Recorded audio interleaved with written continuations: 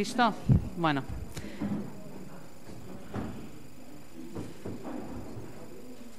Bai? Venga, ba. Arratsalde on danoi, ekin gotzeu gaurko plenoari. Lehenengoa, bidezkoa balitz, aurreko akten zirriborrak irakurtzea eta onartzea. Bi deukoguz, manan egingo dugu, 2018ko maiatzaren 29koa, oso zorra ipatzeko, batek? Ez? Boskatuko dugu, 2018ko maiatzaren 29koa, alde? Ago batez? Eta bigarrena da, 2018ko ekainaren 26koa. Zozer, nonok? Zozera ipatzeko edo? Ez? Boskatuko dugu orduan, 2018ko ekainaren 26koa. Alde? Ago batez, bai. Bueno, bat gitxi hau gauz,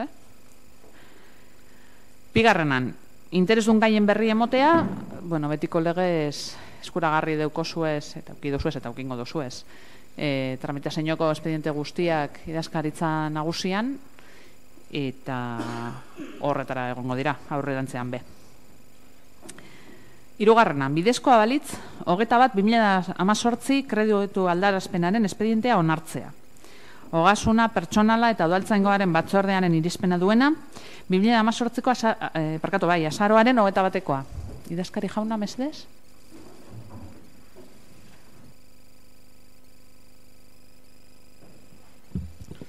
Bai, arratsaldeon. Gaur egun kirol zerbitzuak ematen dituen enpresak uko egin dio indarrean dagoen kontratua luzatzeari, eta horren ondorioz lizitazio prozedura aurreratu egin behar izan da. Kontratu hau 2019 urtean hastekoa da, eta sektore publikoko 3. disposizio gehigarriaren arabera beharrezkoa da esleipenerako errekurtso finantzieroak konsolidatuta izatea. Kontratu honetarako Durango Kirolakek aurrekontuetan 360.000 euro aurre ikusita zeuzkan 2707 partidan, baina pleguak onartu eta lizitazioa hasi baino lehen Durango kirol zerbitzuetako subrogatutako pertsonalaren baldintza laboralen akordioa erregulatzailea onartu da. Akordio hau irailaren 28an sinatu da, eta zerbitzua eman eta emango duen langilegoaren soldataren igoera dakar. Igoera hori guztira 56.546 euro eta 82 zentimo suposatzen du. Honetaz gain, akordio horren arabera laneko denbora ere gutxitu egiten da, eta horrek 10.671,64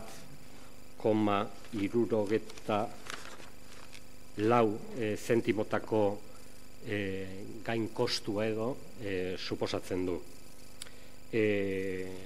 Azkenik, oinarrizko kontratuan ejekuzio kosteak betetzeko zeuden zailtasunak ikusita Durango Kirolakeko juntak gastu orokorrak eta industria etekina 10%an igotzea erabaki zuen. Horrela, kontratuaren prezioa bez barne 212.809 euro eta 58 zentimotakoa da. Hau dela eta kirol zerbitzuetako kontratua esleitu izateko Durangoko udalak, Durango Kirolak erakunde autonomari luzatu beharreko aportazioa 92.809 euro eta 58 zentimotakoa da. Honen azalpen honekin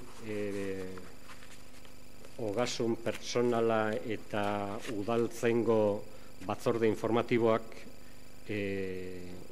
azaroaren 21an izandako batzarrean onartu egin zuen plenoari luzatzea 21/18 kreditu aldaerazpena espedientea onartzea. Eskerrik asko. Txanda zabalduko dugu. Alderdi Popularra, Alderdi Sozialista.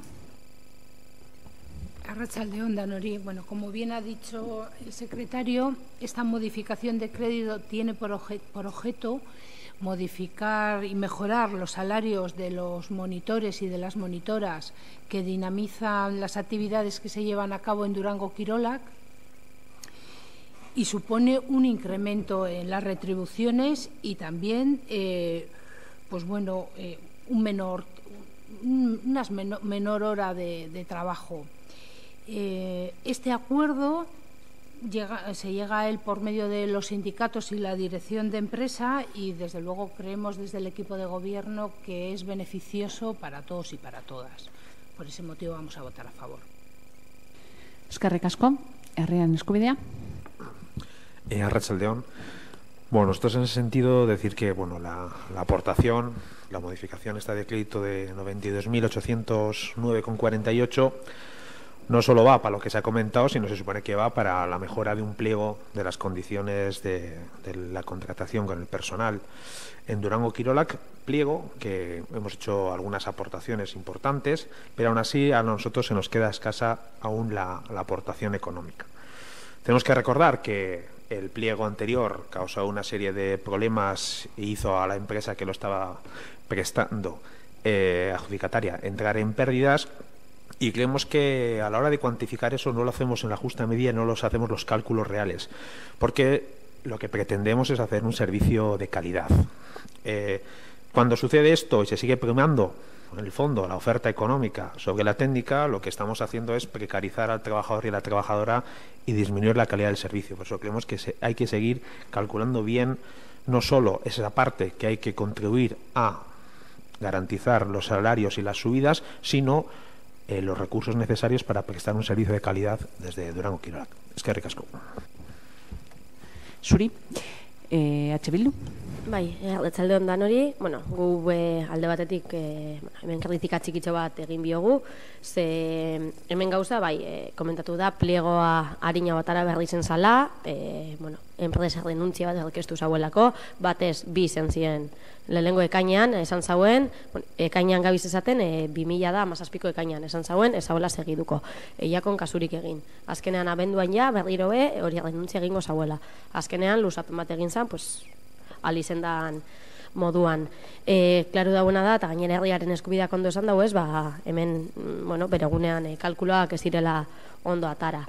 Ontze, hainbat hile berandu hauz, nahiko atzeratuta doa pliego honen, pliego hau ateratzea, ikusten da, oraindik behar zana, baino diru gehiago behar dela, eta guk ikusten dugu, beharrezkoa dela, azkenean soldata igoera batzuk badauz, ezin dugu ahaztu egon ziela langile batzuk 10 euro ordua irabazten, eta beste batzuk igual 14, oza, diferentzia handiak zauzen langile batzuen eta besteen artean, eta honek azken finean, langileen baldintzak hobetuko dauzela.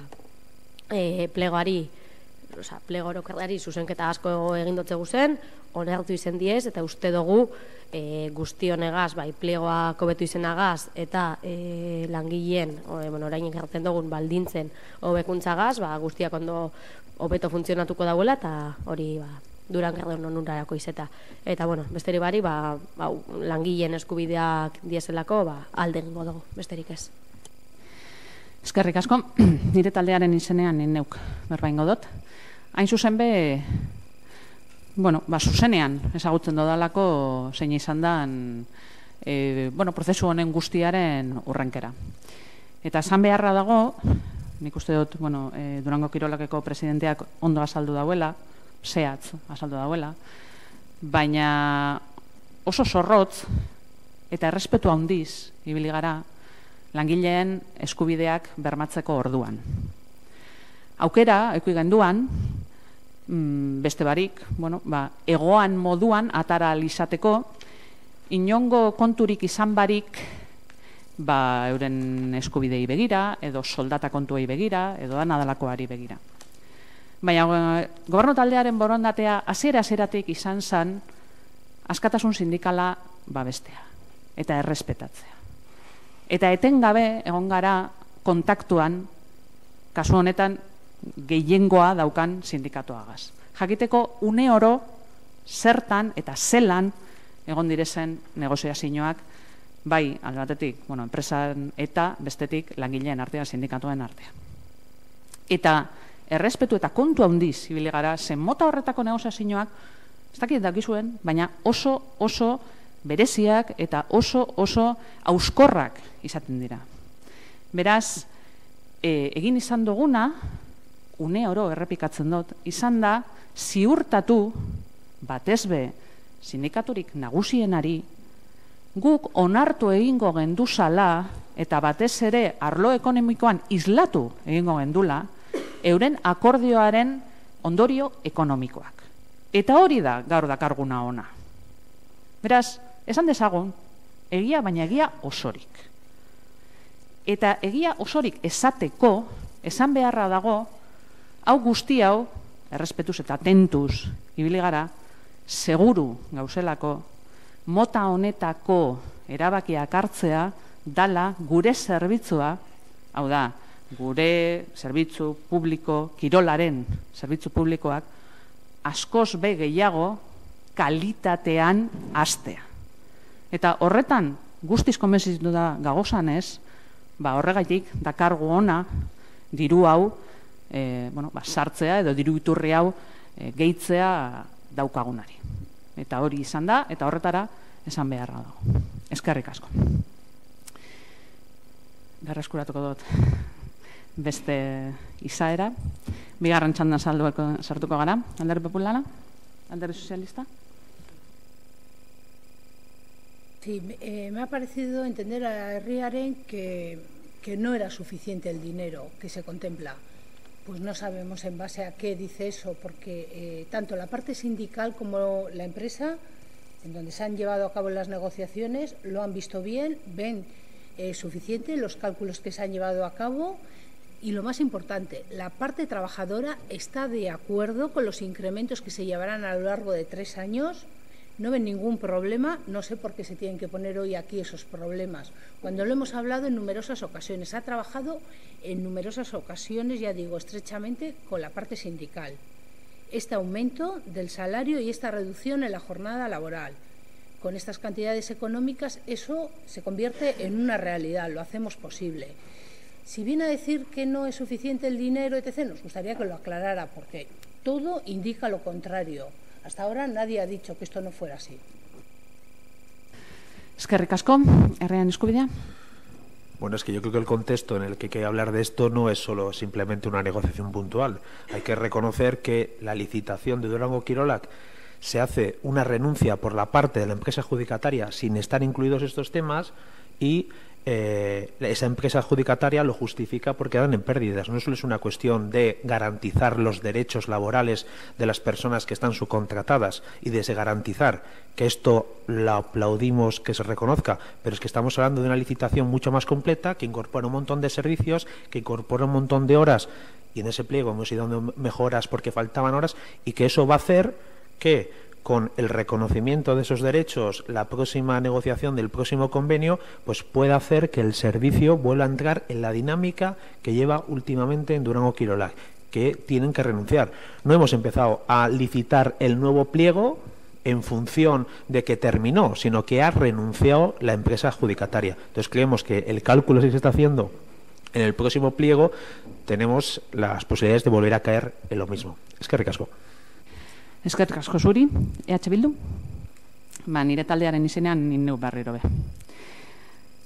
Argi izteko, Herriaren Eskubidearen, ikuste dut lehen argi itxio dala, baina antzadanez, ez da oso argi gelditu, eta nire denbora kontroloko dut, segundutxo baten. Hori, aipatu izan duzun moduan, ez da holan izan, ez da urrunetik bez. Idazkari jaunak, gaur, esan dau, zein egunetan, non ez du gauratzen irailaren zein egunetan, baina itxi egindala konbenioa sindikatuen eta zuzendaritzaren artean. Eta akordio hori lortu arte itxaroten egon gara, lizitazioa egiteko, pliegoak egiteko. Eta zer gaitik?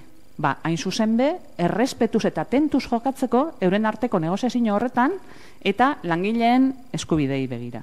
Eta zer gaitik? Sindikato batek, gehiengoa deukon sindikatoak, horretara eskatu eskuleko.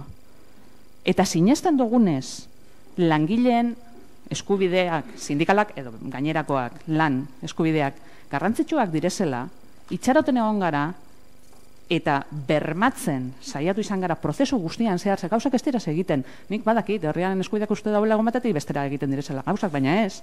Egunero lan egin behar da. Eta egunerokotasunean, badakit oso iluna dela, eta ez daukala dizdira, eta edabideak ez dauzela tartean. Baina egunerokotasun hori oso garrantzitsua da, mota honetako emaitza bat edukitzeko.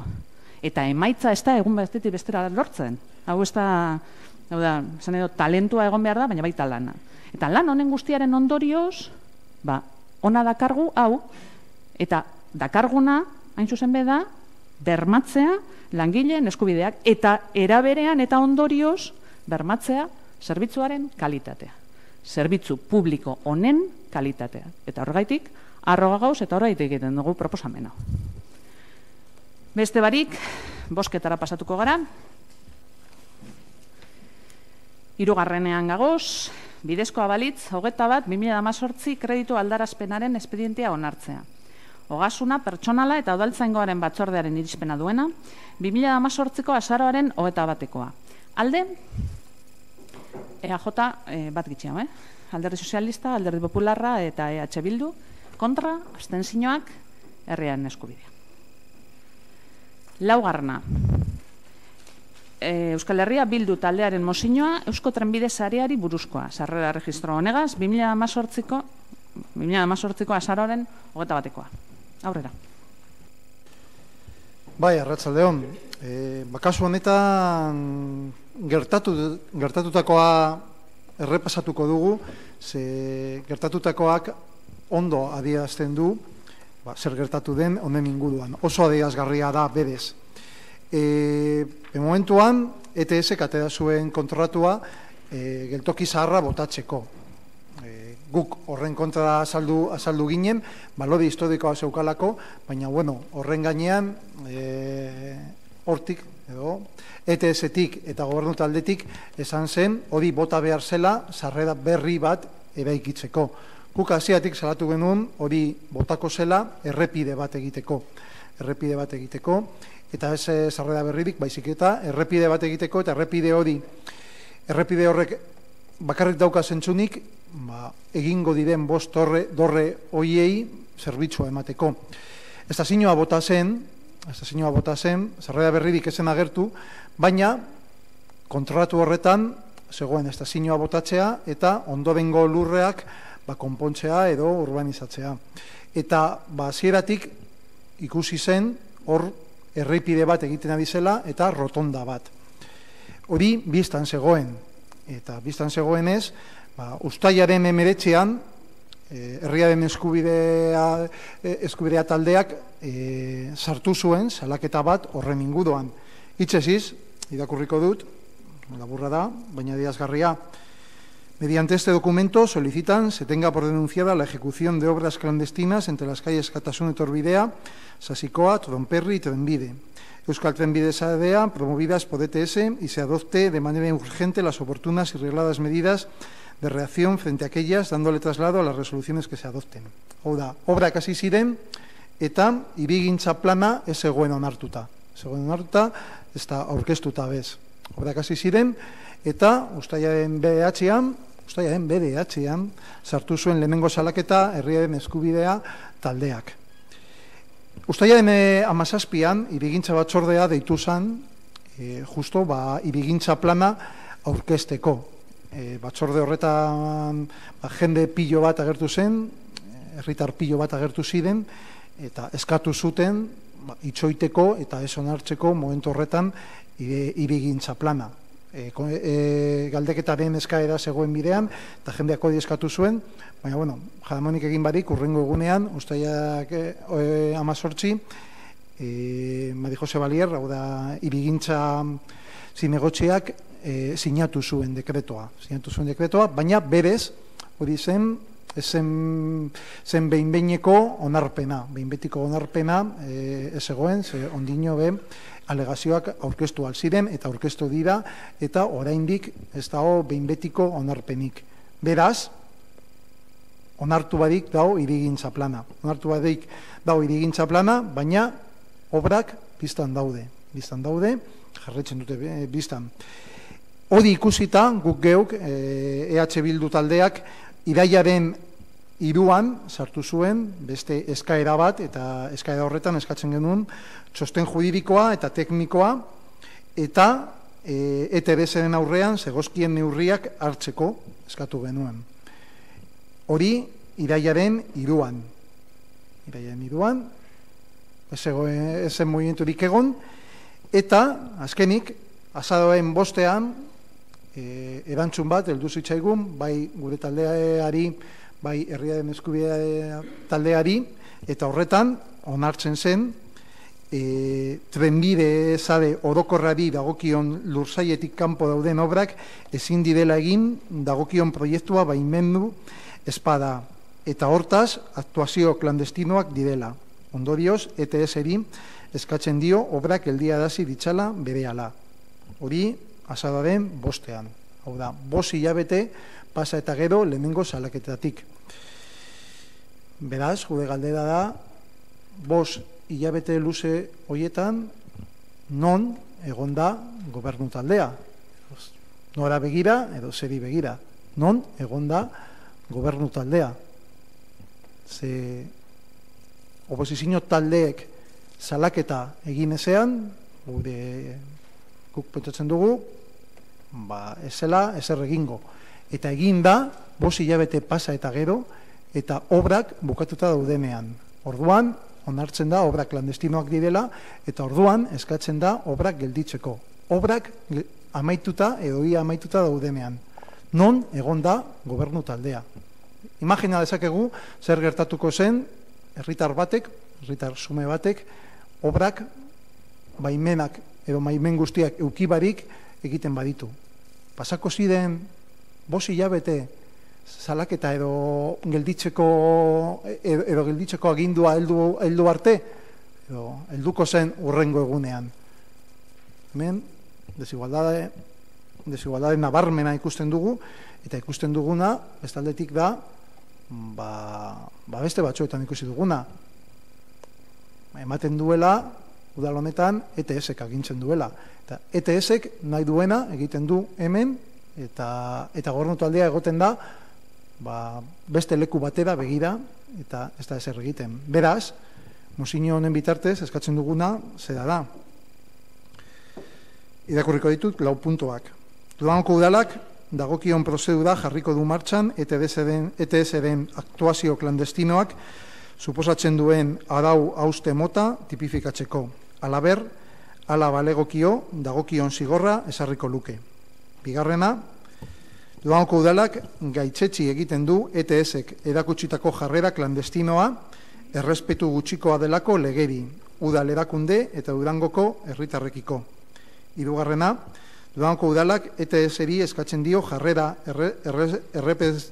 errespetukozkoa erakutsi dezala Durangarrekiko eta ondorioz peri bat trenbideari dagozkion aktuazioak geldiarazi ditzala herri galdeketa egin bitartean.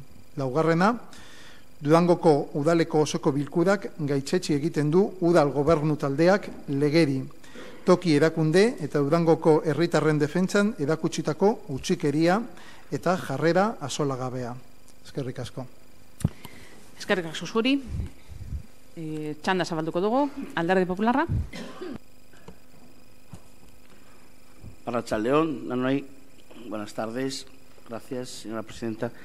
La exposición creo que queda clara, que se dirige al equipo de gobierno y la pelota en este momento está sobre su tejado o sobre la de ETS, y nos gustaría escuchar sus argumentos al respecto. Eskerrik asko, Alderdi Sozialista. Sí, eskerrik asko. Bueno, antes de nada decir que presentamos un texto alternativo que a continuación paso a leer. Dice así: La Comisión de Urbanismo de 17 de julio del 2018 se celebró con el objetivo principal de informar al resto de partidos políticos de la resolución relativa al proyecto de urbanización del Periferrocarril. Los proyectos de urbanización son proyectos técnicos para la ejecución de los servicios urbanos, acabados de suelo e instalaciones de los equipamientos de los suelos de cesión de uso público establecidos en los planes. El proyecto de urbanización forma parte de la gestión y ejecución de un plan de ordenación aprobado en el año 2006. Visto el interés social suscitado por este proyecto y con el fin de facilitar la participación ciudadana, el plazo otorgado para la presentación de alegaciones se amplió hasta el 28 de septiembre. Además, se puso en marcha un proceso de participación de jóvenes escolares, en el que se les invitaba a proponer los equipamientos de la futura urbanización que cubran sus expectativas. Este proceso, en el que han participado un total de 673 jóvenes de entre 9 y 15 años de edad de 4 centros educativos del municipio, ha dado como resultado un documento que será publicado en la web municipal y que será editado y devuelto a los centros en las próximas fechas. En aquella comisión de urbanismo se puso de manifiesto que ETS estaba realizando unas obras junto a los accesos de la estación sin la pertinente licencia municipal o aprobación del proyecto de urbanización. Las obras a las que se refería son las adjudicadas por ETS y, de acuerdo con lo publicado en su proceso de licitación, se denomina acondicionamiento de los terrenos colindantes con la estación de Durango. Las obras vinculadas al sistema ferroviario forman parte de dicho sistema general, regulado en la normativa sectorial de la red ferroviaria, y no requieren de autorización municipal previa. Mediante escrito de 13 de marzo fue solicitado informe técnico y jurídico sobre las obras que estaba realizando ETS. Ello en un momento en el que se estaba terminando de derribar la antigua estación y en el que era evidente que ETS estaba realizando unas obras de mejora de sus accesos, por lo que los servicios técnicos no vieron ningún elemento que pudiera suponer la necesidad de paralizar unas obras que, en cualquier caso, se ajustaban a lo previsto en la ordenación de las normas subsidiarias y del plan del PERI 1 Ferrocarril. Tras el parón veraniego, con fecha de 3 de septiembre, se solicitó nuevamente un informe técnico y jurídico sobre la ejecución de las obras que estaba realizando ETS, solicitando tomar las medidas oportunas para salvaguardar los intereses municipales de Durango. En este periodo, las obras de ETS continuaban, habiendo superado el límite de las parcelas determinadas como sistema general ferroviario, y así se determina en dichos informes, por lo que ahora sí se requirió a ETS para paralizar las obras que estaba realizando. Las obras se ajustan a lo presentado en el proyecto de urbanización que se tramita a petición de ETS, pero para proseguir con ellas debe aprobarse dicho proyecto definitivamente. De hecho, una de las alegaciones pone en crisis la validez de la conexión de circulación rodada entre Herriko Gudarien y Sasikoa Trenbide, y por ello se ha ordenado la paralización de las mismas con fecha de 5 de noviembre. Gran esfuerzo para aunar todos los intereses en juego en este espacio y conseguir el mejor resultado posible, teniendo en cuenta que la operación de soterramiento es una operación urbanística de gran importancia para el municipio. Debemos centrar nuestros esfuerzos en que el espacio público sea de la mayor calidad posible. La apuesta fue valiente en su momento y lo sigue siendo hoy en día, para un crecimiento sostenible del municipio. Por todo ello, presentamos, por un lado, el Ayuntamiento de Durango corrobora que la parte de obras de urbanización realizada fuera de las parcelas del sistema general y no vinculadas expresamente al sistema general ferroviario deben ser previamente autorizadas mediante la aprobación definitiva del proyecto de urbanización para garantizar que se realicen de acuerdo a las condiciones de este proyecto. Segundo, el Pleno del Ayuntamiento de Durango valora la gran inversión realizada por ETS en este municipio y le emplaza a seguir trabajando de manera coordinada para el resultado de liberar los grandes espacios ocupados antiguamente por la infraestructura ferroviaria y que alcancen el mejor resultado posible para nuestro municipio.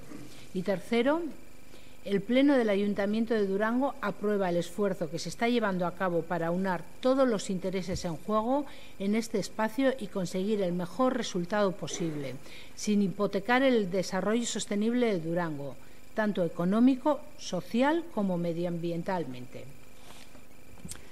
Eskerrik asko. Herriaren eskubidea. Arratsaldeon. Bueno, nos sorprende esta petición o esta moción alternativa, que parece que todo va muy bien y todo tenemos que aplaudirlo. Sin embargo, nuestra visión difiere bastante de todo esto y además creemos que hay cosas que no están bien recogidas en esta moción. No vamos ni siquiera a ponernos a debatir sobre lo que creemos que puede ser una falta de respeto de ETS hacia los durangueses y duranguesas iniciando unas obras sin la pertinente autorización, o la falta de respeto que puede haber resultado para una plataforma como Erabaki, que está solicitando que se consulte qué hacer con este tipo de terrenos, mientras que ETS ya lo tiene decidido por todo el mundo y se pone a ejecutarlo sin el permiso. Dicho esto, sí que nos gustaría dar un poco nuestros relatos de lo que ha pasado, que viene a ser que hay una aprobación inicial el 18 de julio de manera express. Tenemos en cuenta que el Ayuntamiento disponía de 3 meses para esta aprobación y la hizo en un tiempo récord de 18 días. Y, sin embargo, en cuanto a la denuncia que nosotros hacemos, vemos que no se tiene el mismo miramiento en cuanto a los tiempos. Nuestro grupo, durante el mes de junio, al ver el inicio de estas obras de urbanización, preguntamos en la oficina técnica al respecto y la respuesta nos pareció cuando menos preocupante. Nos decían ya en el mes de junio que no estaban informados de ninguna obra más allá de las obras de la salida de emergencia. Una vez que nos informamos de esta situación, Herriaren Eskubidea denunció el 9 de julio unas obras clandestinas con número de registro 2018-0055-51, que ya se ha leído aquí, por la cual se denunciaban unas obras clandestinas el 9 de julio. Y, sin embargo, las obras siguieron adelante. En la Comisión de Urbanismo del 17 de julio, con la asistencia de la presidenta de Urbanismo, 2 representantes más del equipo de gobierno, 2 representantes de la oficina técnica, tanto Herriaren Eskubidea como EH Bildu volvimos a denunciar que estas obras se estaban efectuando y además se estaban efectuando sin el permiso. En el acta de esta comisión se puede leer: el señor Ríos quiere denunciar la ejecución de las obras de urbanización del entorno de la entrada de la estación. La oficina técnica dice no tener constancia. 17 de julio, volvemos a repetir. Pero las obras siguieron ejecutándose. En el pleno del pasado 25 de septiembre realizamos las siguientes preguntas sobre estas presuntas irregularidades y algunas hoy en día están sin responder. Voy a leer literalmente lo que dijimos. Visto el informe al programa de acción urbanizadora, que este informe es del 18 de julio, podemos ver que este ayuntamiento expone que las fases 1 y 2 del proyecto de urbanización ya están ejecutadas. Pese a esto, en la comisión del pasado 17 de julio nos dijeron que el ayuntamiento desconocía que se estuvieran ejecutando. Si tenían conocimiento de estas obras, ¿por qué nos dijeron que no lo tenían? Dado que estas obras se han ejecutado sin la aprobación del proyecto de urbanización y visto que, pese a nuestra denuncia, no han procedido a paralizarlas, ¿qué medidas tienen pensado tomar contra la ejecución sin permiso de estas obras? Esta obviamente ya ha quedado respondida, que es prácticamente dejar que terminen de realizarlas y después redactar la paralización de las mismas. Y, pese a esta denuncia nuevamente, las obras se siguieron ejecutando. El pasado 6 de noviembre recibimos la contestación a la denuncia del 9 de julio, 4 meses después. Según el Reglamento Orgánico de Transparencia, Gobierno Abierto y Participación Ciudadana de Durango, en su artículo 30 podemos leer: el Ayuntamiento deberá contestar en el plazo máximo de 30 días. Nos contestaron 4 meses después. Acaban de decir que entre el 13 de marzo y el 3 de septiembre no hicieron absolutamente ninguna indagación. A partir del 3 de septiembre empezaron a indagar. No debían ver las fotos que les trasladamos a la oficina técnica, donde se ve perfectamente que se están ejecutando unas obras de urbanización. Tenían los datos, tenían planos, tenían fotos, tenían la denuncia, pero las obras se siguieron ejecutando. Además, he escuchado algo que no me cuadra. Las obras que se han realizado y se recogen en el informe del 18 de julio, que está redactado por este mismo ayuntamiento, no están basadas en las normas subsidiarias. Hay cambios y dichos cambios deberían tener conocimiento este ayuntamiento. Por todo esto, nos gustaría, porque nos parece lo suficientemente grave, nos gustaría añadir un quinto punto, porque creemos que el equipo de gobierno no ha cumplido con los plazos del reglamento, porque creemos que no ha cumplido con la defensa de los intereses de Durango, no ha cumplido con la transparencia, con el gobierno abierto ni con la participación ciudadana. Creemos que le sobra a la gente, creemos que le sobra el reglamento, creemos que le sobra la opinión de los demás. En fin, estamos hablando, creemos, de hechos muy graves y nos gustaría, como he dicho, añadir un quinto punto, que es el Pleno del Ayuntamiento de Durango solicita la dimisión de la presidenta de Urbanismo, como en sus funciones de presidenta, por la mala gestión de las obras de urbanización del entorno de la estación de tren. Mila esker. Eskerrik asko zuri, EJ. Arrastion denori. Badakizunez, mozio alternatiboa daukagu, zeina guk geuk ez dugun burutatu edo asmatu, baizik eta bulego teknikoarekin zehatz mehatz kontrastatua izan den. 2018ko uztailaren 17ko hirigintza batzordeko bileraren helburu nagusia alderdi politiko guztiei Peri trenbidearen hirigintza proiektuari buruzko ebazpenaren berri ematea izan zen. Hirigintza proiektuak proiektu teknikoak dira, hiri zerbitzuak garatzeko, lurrak finkatzeko eta plangintzetan erabilera publikorako ezarritako lurzoruen ekipamenduak instalatzeko. Hirigintza proiektua 2006an onartutako antolamendu plan baten kudeaketa eta garapenaren baitan dago. Proiektuak gizartean sortu duen interesa ikusita eta herritarren parte hartzea bultzatu guran, alegazioak aurkezteko epea irailaren 28 arte luzatu zen. Horrez gain, ikasle gazteekin parte hartze prozesu bat abiatu genuen. Proposamenak egin zitzaten urbanizazio horretarako beharrezko ikusten dituzten ekipamenduen inguruan. Prozesu horretan herriko 4 ikastetxetako 9 eta 15 urte arteko 673 gaztek hartu dute parte, eta euren ekarpenekin dokumento bat eginda. Laster, udalaren webgunean argitaratuko dena, eta editatu eta gero ikastetxeei helaraziko zaiena. Aipatutako uztaileko hirigintza batzordean azaldu zen, ETS-ek obra batzuk egiten ari zela tren geltokiko sarbideen ondoan. Horretarako udal baimenik eta hirigintza proiektuaren onarpenik barik. Obra horiek ETS-ek islatutakoak dira eta lizitazio prozesuan argitaratu zuten lez, Durangoko geltokiaren inguruko lurrak egokitzea izan da euren xedea. Trenbideari lotutako lanak trenbidearen sistema orokorraren barruan daude araututa. Trenbide sarearen araudi sektorialak erregulatzen ditu eta ez dute udal baimenik behar. Martxoaren 13an egindako idatzi baten bidez ETS egiten ari zen lanan, txosten tekniko eta juridikoak eskatu ziren. Momentu hartan geltoki zaharra eraisten ari ziren, eta begibistakoa zen ETS geltokiko sarbideak hobetzeko obra batzuk egiten ari zela. Gauzak horrela, zerbitzu teknikoa ez zuten ikusi obrak gelditzeko arrazoirik ikusi. Izan ere egiten ari ziren lanak bat zetozen peri bat trenbideko planean eta arau subsidiarioetan aurrikusitakoarekin.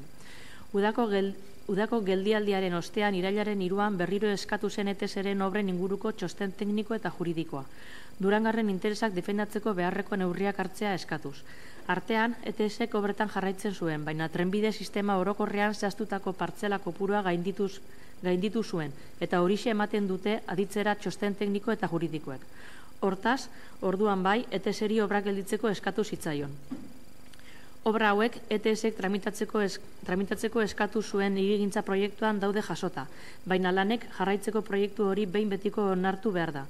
Ildo horretan, proiektuari aurkeztutako alegazio batek zalantzan jartzen du herriko gudarien kalea eta Sasikoa trenbide arteko ibilgailuen zirkulazioko lotura, eta hori dela eta obrak gelditzea agindu da azaroaren 5ean. ETS gaur arte 1 milioi euro inbertitu ditu herrian, Durangok egiturazko hobekuntzak eta kohesio hobea eragin dituzten obretan. Udaleko gobernu taldea ahalegin handia egiten ari da gune honen inguruko interes guztiak batzeko eta bertarako ahalik eta emaitza honena lortzeko.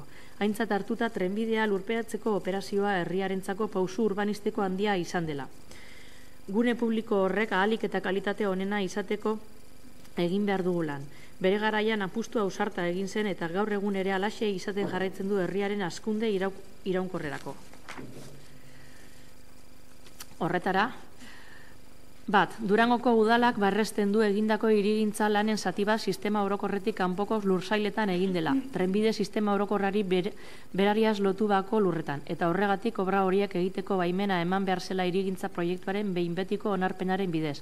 Horrela bermatu ahal izateko lanak proiektu honen baldintzen arabera egingo zirela. 2. Durangoko udaleko udalbatzak balioan jartzen du ETS-ek herrian egindako inbertsio handia, eta lanean koordinatuta jarraitzera deitzen dio. Lehenago trenbideak okupatzen zituen gune zabalak liberatzeko lanek gure herriarentzako ahalik eta emaitzarik onenak izan ditzaten. 3. Durangoko udaleko udalbatzak begionez ikusten du espazio honen inguruan dauden interes guztiak batzeko egiten ari den ahalegina. Ahalik eta emaitza honenak lortu ditzagun Durangoko garapen iraungorra hipotekatu barik, ekonomia arloan, arlo sozialean, zein ingurumen arloan. Eskerrik asko. Eskerrik asko zuri, eta txanda izteko EH Bildu. Bai, espero genuen mozio alternatibo bat. Hau da, gobernu talde honen jarrera azken aldi hontan, lege aldi hontan bentsat. Esan du, EAJ-ko bozeramaileak esan du, guk ez dugu asmatu mozio hau. Bai, seguramente ez. Ematen du, ETS-ek idatzita dagoela. ETS-ek idatzita dagoela, gutxiko da bera, lehenengo puntuan onartzen da ETS-ek obrak klandestinoak egin dituela, eta ja ez da, eta usten dugu holan. Ez da zigorrarik, ez da ezer, eta dagoena, bigarren puntuan da, pelota egitea. Hau da, onartzen dugu ETS-ek obrak klandestinoak egin dituela, baina zigorra jarri beharrean, esaten dugu, ondo. ETS ondo ari da gauzak egiten, eta onartzen dugu superrondo ari dela, eta segi holan gauzak ondo egiten, eta txalotzen dugu ETS-den esfortzua, eta hori dana, ez? ETS-ek txartu egin du, eta zigorra merezi du. Eta hori da, udal duin batek eskatu behar duena. Eta gobernu talde honek egin duena izan da kontrakoa. Beste alde batera egon da begiratzen denbora honetan, eta azkenengo momentuan, eta oposizioak behartuta, obrak bukatuta daudenean, onartu du obrak klandestinoak direla. Onartzen du obrak klandestinoak direla, baina ja ez da. Ez du eskatzen zigorrik, ez du ezer eskatzen, baizik eta kontrakoa, txalotzen du ETS-ren jarrera. Eta gero, mozio honetan guztian, gero beste gauzak esaten dira, beste gauza batzuk, sí, proceso participativo en el que han participado 673 jóvenes entre 9 y 15 años de edad. Bai, ondo. 4.000 sinadura dauz, sartuta, udaletxe honetan, eskatzeko 15 urtetik aurrera, erabakitzeko, bebai, horren inguruan. Eta horretaz, gobernu taldea, ez du ezer esaten. Baina ere gehiago, halako proiektu bat egin zen, orain dela urte batzuk, umeekin bebai. Irakurriko dut puntu bat, prozesu horretatik irten zen puntu bat, adibidez. 59. orrialdean, geltoki zaharra den berreralpena gazteentzako lokalak eta bestelako jarduera sozioekonomikoa sustatzeko. Hori, adibidez, eskatu zen aurreko prozesu batean. Horren gainean, egin dana, izan da errepide ilegal bat. Errepide eta rotonda ilegal bat. Eta errepide eta rotonda ilegal bat. Irailaren 3 sartu genuen guk eskaera, baina aldez aurretik zegoen beste salaketa bat sartuta, herriaren eskubideak taldeak sartuta, eta aldez aurretik esan da zegoen batzordean bebai. Jorge Badelak, zinegotxiak, esan zuen batzorde horretan, eta hor zegoen bere presidenta, hor zegoen, eta, antza, ez ziren kontoratu. Ez que ustaian biztan zegoen, hor rotonda bat zegoela. Eta rotonda bat no es una infraestructura general de carácter ferroviario, es un vial urbano que corresponde al ayuntamiento. Eta hori biztan zegoen ustaian ya. Ikusten zen, cualquiera que se hubiera dado una vuelta por ahí, veía que se estaba construyendo una rotonda. Baina ez, udala ez zen enteratu. Gobernu taldea ez zen enteratu, eta ez da enteratu oain arte. Oain bukatitoa dagoenean, oain enteratu da, obra ilegal bat egin dela. Eta hori zigortu beharrean, proposatzen du, ETS txalotzea. Ez da bidezkoa, eta udal duin batek, edo gobernu talde duin batek, egin behar duena da, udalaren beraren defentsa bat, eta udalaren kompetentzien defentsa, eta udalaren duintasuna defendatu behar du, eta herritarren interesak defendatu behar ditu. Eta ezin da onartu, obra ilegal batzuk egotea, eta ez obra ilegal batzuk egotea, eta gainera, bigarren puntua izatea, pues bueno, reconocer la gran inversión realizada por ETS en este municipio, y bla, bla, bla. Eta hirugarrena, para unar todos los intereses en juego en ese espacio, egin behar dena da, kontsulta bat, eta hori da. Se bestela, conseguir el mejor desarrollo sin hipotecar el desarrollo sostenible de Durango. Tiene gracia eso. Desarrollo sostenible de Durango, zer dira. Hemen, honen gainean baukaguna da, obra batzuk. Obra clandestino batzuk, obra ilegal batzuk. Eta obra horiek dira errepide bat egiteko, errepide eta rotonda bat egiteko. No sé qué tiene de sostenible ir haciendo calles en vez de parques. Y no sé qué tiene de sostenible egitea bost dorre espazio horretan eta espekulazio dako bideratzea espazio hori parke bat edo bestelako erabilpen bat eman beharrean. Eta horren gainean eskatuta dago errekontsulta bat, erregaldeketa bat, horretaz ez da zer esaten, eta esaten dena da, ondo, bai, obra ilegal batzuk egin ditu ETS-ek. Konturatu gara, oain, 4 hilabete pasa direnean, biztan zegoenean ustaietik. Konturatu gara hor, oain, egon gara begiratzen, ez dakit, nora.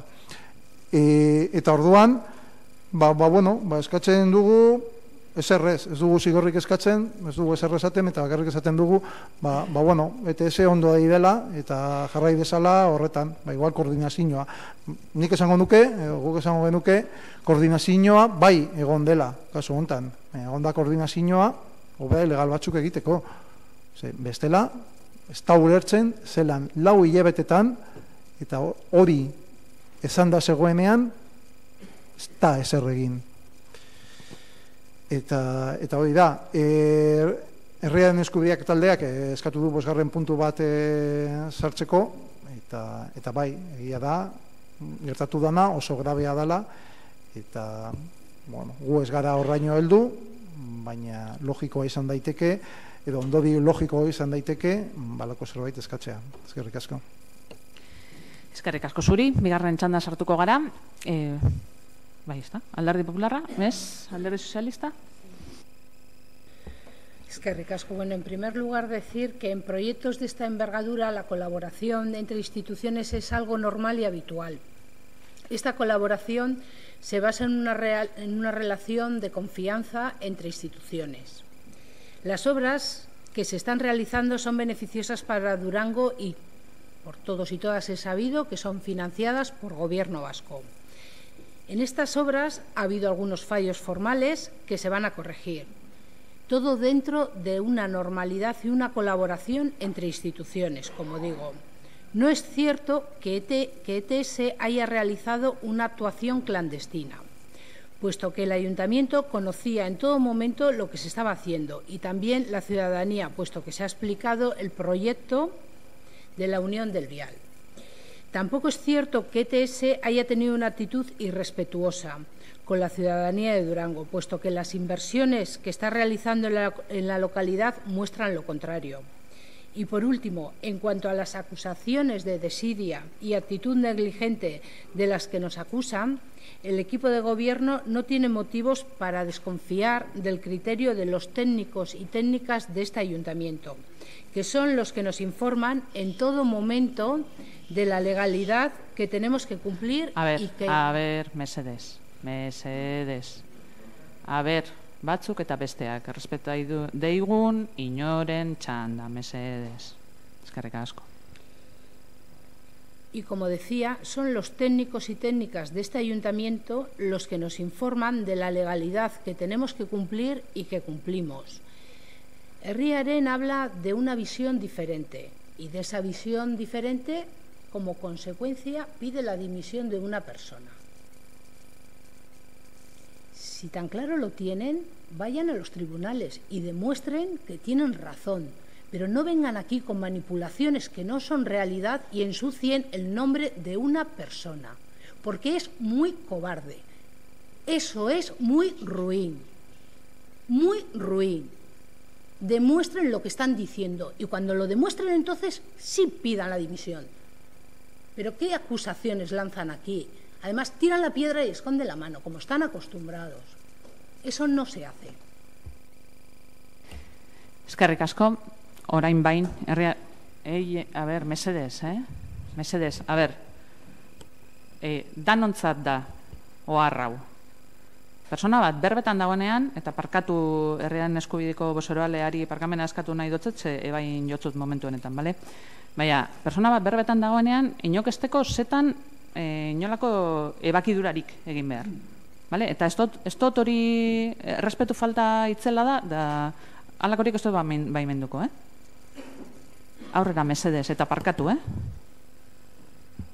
Sí, seré breve. Creo que ya he descrito bastante lo que veníamos aquí a decir y hemos justificado bastante nuestra petición.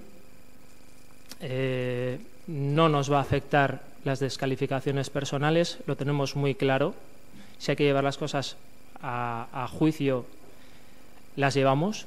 Lo sabe perfectamente este equipo de gobierno y lo sabe perfectamente quien acusa de cobarde a los demás. Hablamos de hechos muy graves, muy graves.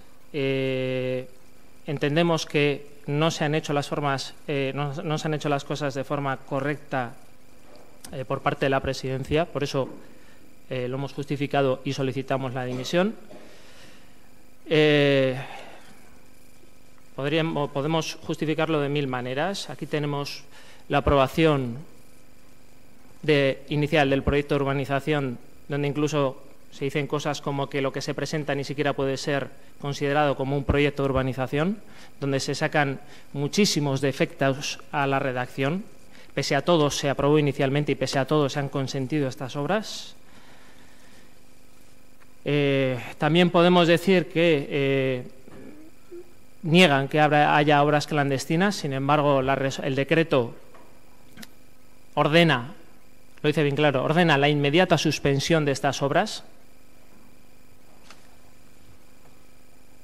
Luego podemos decir que entendemos la colaboración entre administraciones de forma muy diferente. Nosotros creemos que una colaboración es en la que toma parte todo el mundo, no en las que una parte toma decisiones y las ejecuta de forma unilateral sin ni siquiera avisar al resto.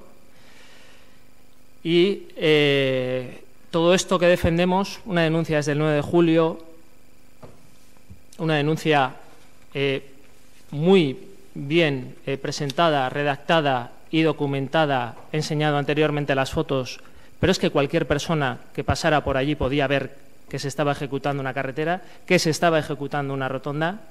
Y desde el 9 de julio que hubo esta denuncia, desde el 17 de julio que cara a cara se los pusimos a la presidenta de la comisión, a 2 personas más del equipo de gobierno y a la parte técnica, hasta el 6 de noviembre no se ordena la paralización, se ha permitido la ejecución de estas obras. Eskerrik asko. Eskerrik asko zuri, EAJ. Bai, labur lehenengo soiliko geratzeko lehen esan dodan bezala, hau guk ez dugula asmatu, baina bai idatzi, eta gure idatzia zehatz mehatz eta zorrozki udal honetako bulego teknikoarekin kontrastatu dugula, ez ETS-erekin, udal honeko bulego teknikoarekin. Eta gero jarraitzeko eta bukatzeko herriaren eskubidari esateko, guk ez dugula inola ere zalantzan jartzen urbanismoko presidentearen lana, beti ere legearen barruan egin duelako lana, beti ere egin beharreko egin duelako interes generalaren inguruan, eta beti duintasunez. Hemen duintasunaren inguruan hitz egin denean, gogora dezagun, duintasuna denok izan behar dugula eta denok merezi dugula errespetua. Ez dugu inolaz ere zalantzan jartzen bere lana, honetxe egiten dugu Mari Jose Baliero Biurrutiaren lana, eta geure eskerri beroena ematen diogu, eta geure apoio eta laguntza guztia izango du. Eskerrik asko. Eskerrik asko zuri. EH Bildu amaitzeko? Txanda izteko zan nahi dut, parkatu? Bai, argi eta garbi esan da bulego teknikoak eta Marijo Balierrek sinatuta helduz zaigun bai guri eta bai herriaren eskubideari helduz zaigun txostenean, argi eta garbi onartzen da obra horiek klandestinak direla. Hau da, las obras del acondicionamiento del terreno sobre rasante que se realizan sobre las parcelas S3 y S4 afectan a unos 2.982. Afectan además a unos 365 metros cuadrados de dominio público ferroviario con destino a espacios libres sobre rasante, prolongación de la traza desde la estación sentido Bariño, por lo que se produce el acondicionamiento de unos 1.187 metros cuadrados fuera de las parcelas del sistema general, que corresponderían con la zona de la rotonda prevista en las normas subsidiarias en el cruce entre Sasicoa, Tromperri y Trenbide, que permitiría la conexión con Enrico Gurarien y la mejora del acceso actual a la estación que se pretende cubrir para reducir las molestias y mejorar la seguridad de utilización. Por lo tanto, las obras descritas responden principalmente a obras vinculadas a la parcela del sistema general ferroviario. Si bien las obras que quedan fuera de la parcela del sistema general ferroviario, que es la rotonda, no pueden realizarse sin la previa aprobación del proyecto correspondiente, que está sin aprobar. Y por lo tanto, punto primero, he resuelto ordenar la inmediata suspensión de las obras que se están llevando a cabo por Euskal Trenbide Sarea fuera de la parcela del sistema general ferroviario hasta la aprobación del correspondiente proyecto de urbanización. Y luego se establecen sanciones si no se cumplen. Beraz, obra horiek, estanak, baina bai, rotonda hori behintzat, klandestinoak dira. Esan da hemen, ez dela egia, bai, egia da. Eta hori onartu du bulego teknikoak, eta hori sinatu du Marijo Balierrek ibigintza zinegotxiak. Sinatu du berez holan delako. Eta sinatu behar duelako, baina kontua da hori sinatu dela eta hori egin dela 4 hilabete pasa direnean, lehenengo aldiz salatu zenetik. 4 hilabete eta 4 hilabete horietan rotonda hori, eta hori da justo klandestinoa dana, rotonda hori begibiztan egon da. Uztailetik oso argi ikusten zen. Beraz, ezin dugu hemen egin malabarismorik, hemen ETS-ek obra ilegal batzuk egin ditu, gobernu taldea jakinaren gainean zegoen uztailetik behintzat, eta ez da mugitu orain arte. Eta mugitu denean, mugitu da, praktikamente txalotzeko ETS-ren jarrera. Eta hori, alde batetik ez da justoa, hori erozein herritarrekin gertatu eskero tratua oso diferentea izango zen, eta hori ezin da onartu, eta gainera, duintasun instituzionaletik eta herritarrekiko errespetuagatik hori ezin da onartu. Hau da, salatu behar da, ETS-ek obra klandestino batzuk egin dituela, eta ondorioak hartu behar dira. Eta ondorio horiek dira, zigorrak, eta ondorio horiek dira, esatea, ETS-eri, geldi, ezadarra jo, durangoko herritarrei, eta ezadarra jo, durangoko udalari, eta hori da, gobernu taldeak egin beharko lukena. Eskerrik asko. Eskerrik asko zuri. Bosketako momentue heldu da. Mozio bideko guz, ordezkoa eta jatorrizkoa. Jatorrizkoan, suposatzen dut, 5. puntua sartzea onartu egiten dela. Bai? Bale. Orduan, lehenengo ordezko mozioa bozkatzen da. Ordezko mozioaren alde, EAJ, Alderdi Sozialista eta Alderdi Popularra, jatorrizko mozioaren eta 5. puntuaren alde, herrian eskubidea eta EH Bildu. Idazkari jauna, barriro bozkatu beharra dago, okerrezpanago, 10 eta 10. Bozkatuko dugu barriro, ordezko mozioaren alde, EAJ, Alderdi Sozialista eta Alderdi Popularra, jatorrizko mozioa gehi 5. puntuaren alde, herrian eskubidea eta EH Bildu. 5.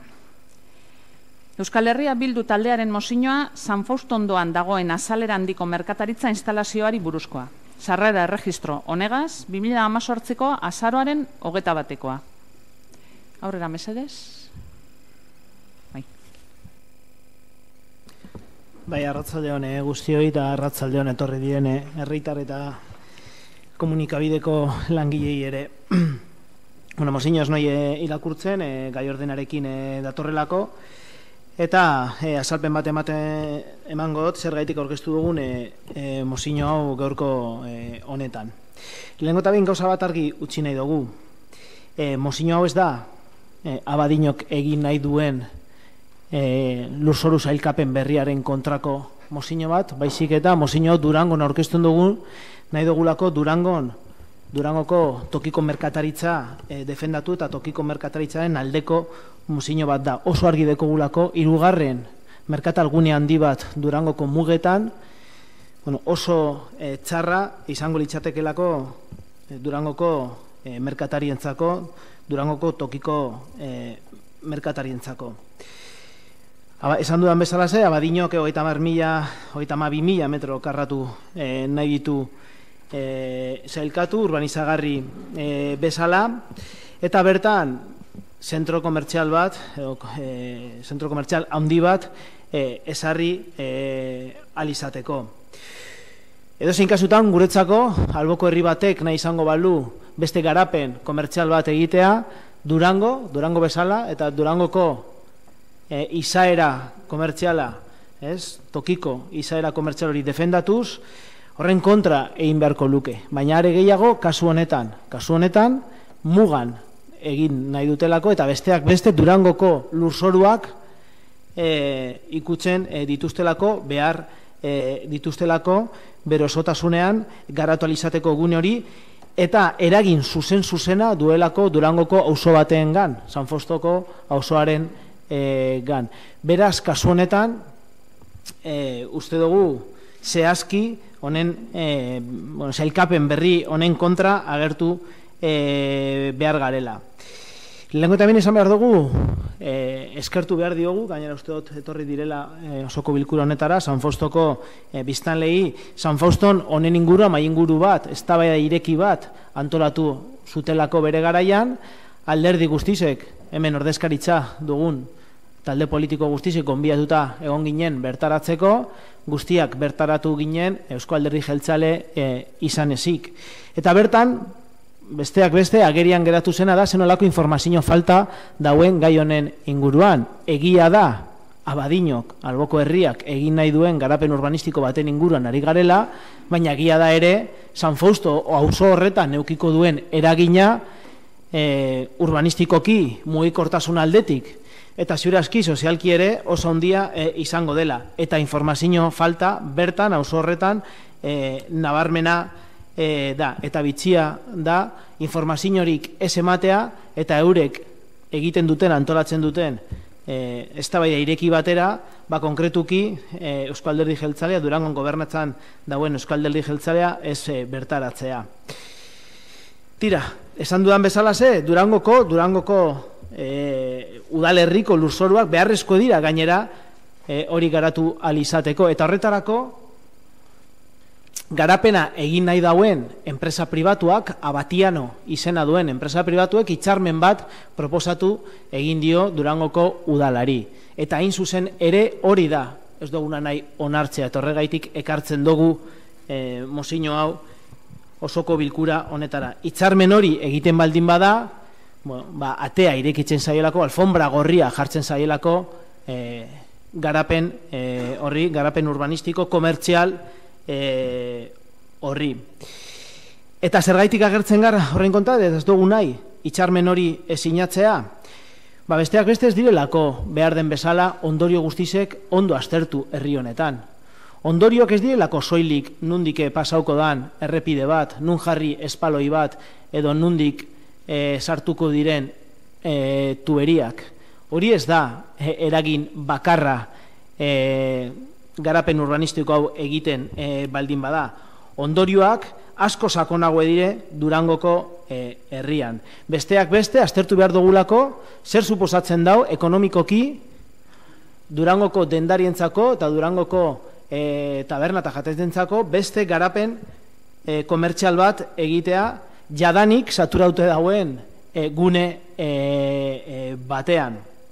Beste alde batetik, aztertu beharko litzateke, mugikortasun aldetik, zer suposatuko luke, adibidez, ostiral baten 3.000 kotxe berri sartzea honezkero ostiraletan saturaute dauen errepide batean. Eta 3.000 kotxe horiek ostiral baten ez ditu asmatu, baizik eta Abadiñoko udalak enkargau duen mugikortasun txosten batean horrela esaten delako.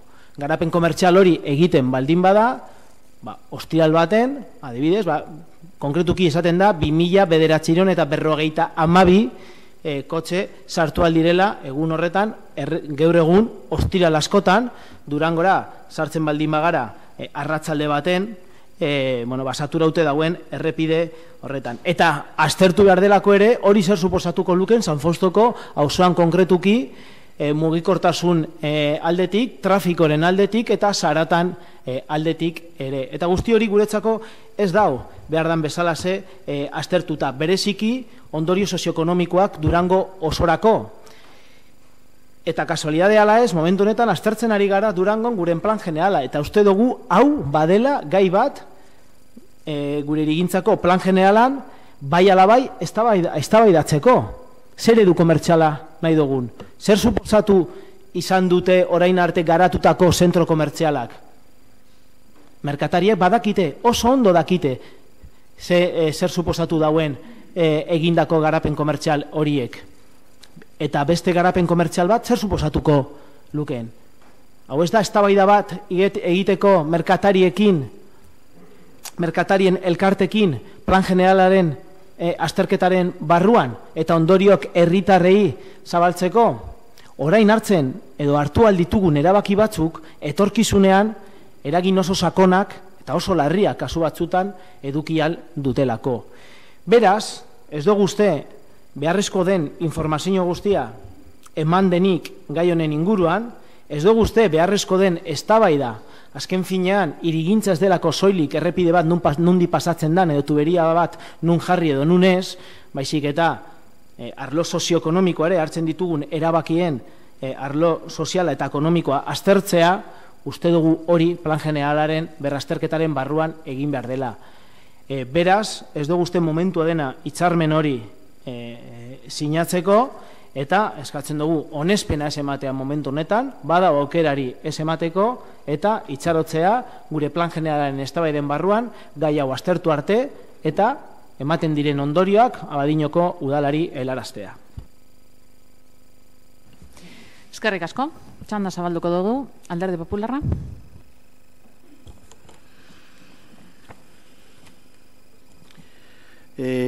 Con respecto a este asunto, como se acaba de mencionar por parte del grupo proponente, algo que pudimos escuchar todos, menos efectivamente el PNV, en una reunión que se celebró en el barrio de San Fausto, sí que achacábamos todos una falta de información. Creo que fue llamativo que incluso lo apoyaba quien compone el equipo de gobierno en una de las dos patas, quizá con menos soporte, pero bueno, son dos. Es verdad que somos 5 grupos municipales aquí y estábamos 4. Tanto en aquella ocasión como hoy se vienen dando argumentos que yo creo que tampoco son exactamente los que nos deben llevar a tomar una decisión en cuanto a si apoyamos o no apoyamos que pueda haber un centro comercial o una recalificación o una modificación puntual de del suelo por parte del ayuntamiento vecino colindante con nuestro barrio de San Fausto, porque yo creo que no se trata de si es el tercero o si es el segundo o si es el 19º centro comercial, porque creo que no está marcado cuántos tienen que tener o dejar de tener, pero sí es cierto que si el Ayuntamiento de Abadiano quiere tener una utilización del suelo destinado a un centro comercial y para eso necesita que el Ayuntamiento de Durango le haga todos los servicios de, no sé, de abastecimientos o y se van a quedar con todos los beneficios de creación de empleo, de cobro de impuestos, de tasas y nosotros nada, pues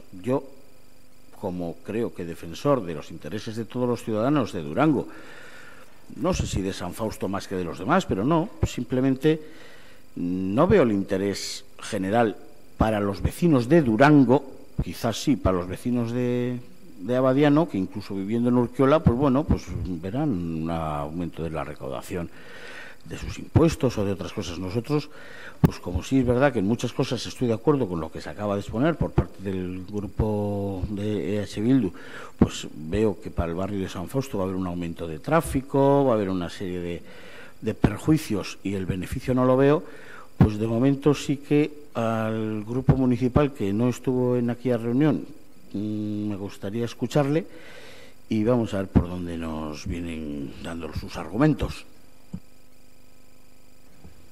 Eskerrik asko. Alderdi Sozialista. Eskerrik asko. Sí, presentamos un texto alternativo que paso a leer. Dice así. El Ayuntamiento de Abadiño, siguiendo con el proyecto de recalificación del suelo próximo a San Fausto, ha llevado a cabo la aprobación inicial de la modificación puntual del Plan General. Desde la Oficina Técnica Municipal se ha procedido al estudio de las consecuencias que este nuevo plan urbanístico de Abadiño puede suponer en los servicios, movilidad y medio ambiente del Ayuntamiento de Durango. Posteriormente se llevó a cabo la redacción del informe técnico derivado del citado estudio, el cual fue remitido al Ayuntamiento de Abadiño. Asimismo, se solicitó al Ayuntamiento de Abadiño que tuviera en cuenta las consecuencias y requisitos recogidos en el citado informe en relación a la modificación del plan municipal que tenían previsto realizar. El Ayuntamiento de Abadiño, en pleno celebrado el 18 de julio del 2018, procedió a la aprobación inicial de la modificación del Plan General, pero no ha tenido en cuenta los requisitos solicitados por el Ayuntamiento de Durango. Por ello, el Ayuntamiento de Durango presentó un recurso el 21 de agosto en el Ayuntamiento de Abadiño con el objeto de defender los intereses de los durangueses y duranguesas. Si se cumplen las condiciones requeridas por el Ayuntamiento de Durango, no debe haber ningún tipo de problema en el ámbito de la movilidad, por lo que, aprovechando que Abadiño desea hacer su modificación, se puede conseguir un trazado vial beneficioso para el barrio de San Fausto. El hecho de que la modificación promovida por Abadiño sea conforme o no al ordenamiento territorial debe dirimirlo la Comisión de Ordenamiento Territorial de Euskadi. El Plan Territorial Parcial de Durangaldea prioriza el establecimiento de un parque de ciencias y formación en los terrenos que se plantean modificar, con el objetivo de aprovechar las sinergias derivadas de la formación y la investigación, favoreciendo a su vez la relación entre los centros de formación y las empresas. En consecuencia, corresponde a la Comisión de Ordenamiento Territorial de Euskadi dirimir si la modificación promovida por el Ayuntamiento de Abadiño es conforme o no con el ordenamiento territorial.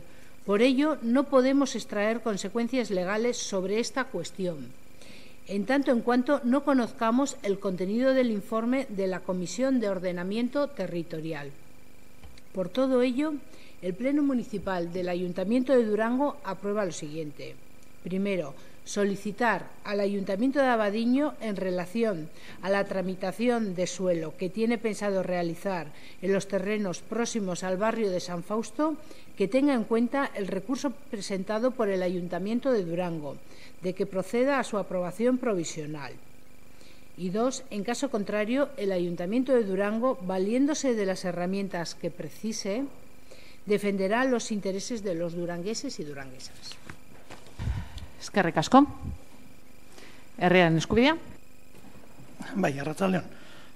Bueno, seguimos con el mismo tema de Abadiño. Ahí sigue R que R, pero bueno, no tenemos ninguna duda de que el Ayuntamiento de Durango, igual que trabaja por los beneficios laborales de otra gente, lo haga con los beneficios de los ciudadanos de San Fausto y les tenga correctamente informados para ver por dónde van a ir esos 3.000 coches que van a pasar por ahí. Bueno, el plan parcial del duranguesado no prevé en esa zona un establecimiento, como han dicho en la moción alternativa, de suelo comercial. La propuesta va justo en el sentido contrario. Propone un parque de ciencias. Y bueno, a raíz de esto nos surgen un par de preguntas, ¿no? ¿Por qué no se hizo en su momento? Porque este plan está aprobado desde hace mucho tiempo. ¿Por qué después de varios años sin ejecución y habiendo decidido Durangaldea como polo de energías renovables se decidió que este polo fuera en Ezkerraldea? Además ya se le ha concedido por parte de la Diputación un presupuesto de 1,5 millones de euros.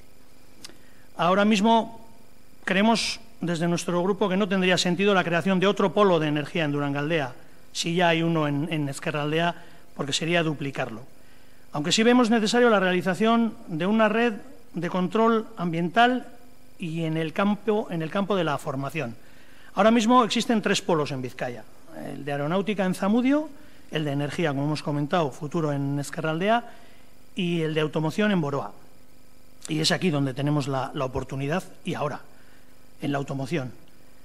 Podemos aprovechar la Ley de Transición Energética, que en el 2040 pone fin a la venta de vehículos de combustión e híbridos. Esta decisión no es nada revolucionario, es una tendencia internacional. Las reservas de petróleo se están llegando a mínimos y el cambio climático, debido a las emisiones de CO2, es un hecho. Si se quiere cumplir con los objetivos del plan de descarbonización de la economía en 2050, hay que empezar a dar pasos. Y esta ley de transición energética, más allá de un problema, es una oportunidad muy grande para Vizcaya. La gran mayoría de las empresas industriales de Durangaldea pertenecen al sector de la automoción, componentes, auxiliar, etc. El propio plan territorial parcial de Durangaldea habla del área funcional de Durango como pieza clave de articulación territorial del País Vasco por su posición estratégica y elevada accesibilidad. Y además contamos con un patrón de especialización industrial y dinamismo del tejido económico. Así que sí estamos a favor de crear un parque tecnológico, pero consideramos que 8 años después y con una nueva realidad industrial y la ley de transición energética, la apuesta debería ir por facilitar una transición industrial a todas las empresas que actualmente se dedican a la automoción. Si la ley de transición energética la vemos como oportunidad, estamos a tiempo de trabajar hacia una transición de la economía ecosociológica y no es una apuesta revolucionaria. Hay consultoras que hacen referencia a la automoción, bastante prestigiosas, que concluyen que la automoción es un sector en transición y que la industria debe aceptar que tiene que cambiar su modelo de negocio. Y nosotros vamos a apoyar esta transición. Eskerrik asko. Eskerrik asko zuri. EJ Okorrespanau. Bai, arrastion osterabe. Bueno, mozio alternatiboa irakurri egingo dut zuzenean. Abadiñoko udalak San Fausto ondoan dagoen lurzorua birkalifikatzeko egitasmoarekin jarraituz plan orokorraren aldaketa puntualaren hasierako onarpena egin du. Abadiñako hiri garapen berri honek Durangoko udaleko hiri zerbitzu eta mugikortasunean eta inguru giroan izan ditzakeen eraginak aztertu dituzte udal teknikariek. Azterketa horren ondorioz txosten teknikoa idatzi eta Abadiñoko udalari jakinarazi zitzaion. Eta aurrikusten zuen udal plangintzaren aldaketan txosten tekniko horren ondorio eta idatzitako baldintza kontutan harri zitzan eskatu zitzaion. Abadiñoko udalak 2018ko uztailaren 18ko osoko bilkuran plan orokorraren aldaketa puntualaren hasierako onarpena egin du eta adierazitako baldintzak ez ditu aintzat hartu. Hori dela eta helegitea jarri zuen Durangoko udalak eta abuztuaren 21ean erregistratu zuen Abadiñoko udalean. Beti ere Durangarren interesak defenditzeko helburuarekin. Udalak agindutako baldintzak betetzen badira ez da zertan mugikortasunaren arloan eragozpen larririk izan behar. Eta Abadinok bere aldaketa hori egin nahi duela aprobetxatu San Fausto ausorako onuragarria izango den bidearen trazadura berria egitea lor daiteke. Abadinok sustatu duen aldaketa lurralde antolaketarekin bat datorren ala ez Euskadiko lurralde antolaketaren batzordeari dagokio. Durangaldeko lurralde zatikako planak aldaketa planteatzen ari den lur eremuan zientzia parkea eta prestakuntza eremua lehenesten ditu. Prestakuntzatik eta ikerketatik eratorritako sinergien probetxua ateratzeko helburuarekin eta prestakuntzaren eta enpresaren erlazioa favoratuz. Horretara, Abadinok sustatu duen aldaketa lurralde antolaketarekin bat datorren ala ez, Euskadiko lurralde antolaketaren batzordeari dagokio. Hori horrela izanik, lurralde antolaketaren batzordearen txostenak zer esaten duen jakin arte ezin dugu legezko ondoriorik atera gai honen inguruan. Horregaitik guztiagatik, Durangoko osoko bilkurak hurrengo hau onartzen du. Bat, Abadinoko udalari eskatzen zaion San Fausto auzoaren ondoan garatu nahi duen lurzoruaren tramitazioan Durango helarazitako helegitea aintzat hartzea behin-behingo onarpera eman baino lehen. Bi, horrela ez balitz, Durangoko udalak beharrezkoak diren tresnak erabiliz Durangarren interesak defendatuko ditu. Eskerrik asko. Eskerrik asko zuri, txanda izteko EH Bildu. Bai.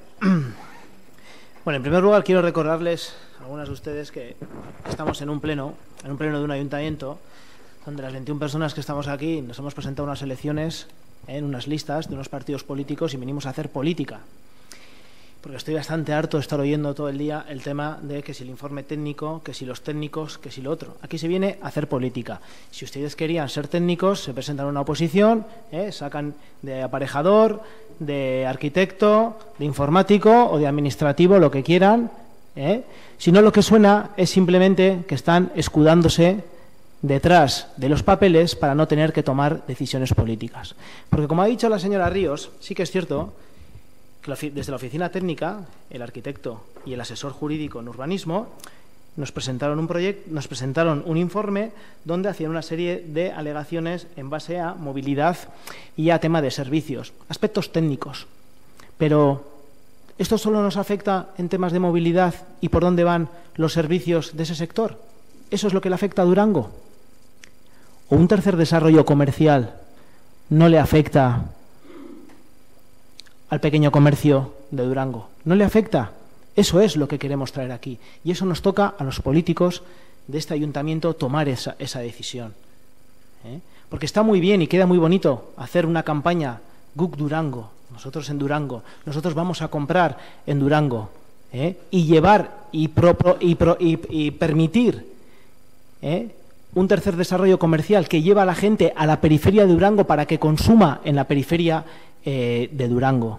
Eso es lo que provoca. Pregúntenle a Dendak Bay qué ha supuesto los desarrollos comerciales que ya existen en la periferia de Durango en cuanto a cierre de tiendas en Durango y a destrucción de empleo local en Durango. ¿Qué ha supuesto? Porque no es lo mismo y no se puede, como quieren ustedes, estar en misa y replicando. Es imposible desarrollar centros comerciales en la periferia, grandes centros comerciales, y decir que se está a favor del pequeño comercio. Eso no es posible, se destruye empleo. Y el pequeño comercio es vida, es dinamismo y es riqueza social y económica. Y eso es lo que ustedes están cargando. Y les toca hacer de políticos de una vez y dejar de esconderse detrás de los papeles de los técnicos, que es lo que hacen día tras día en este pleno.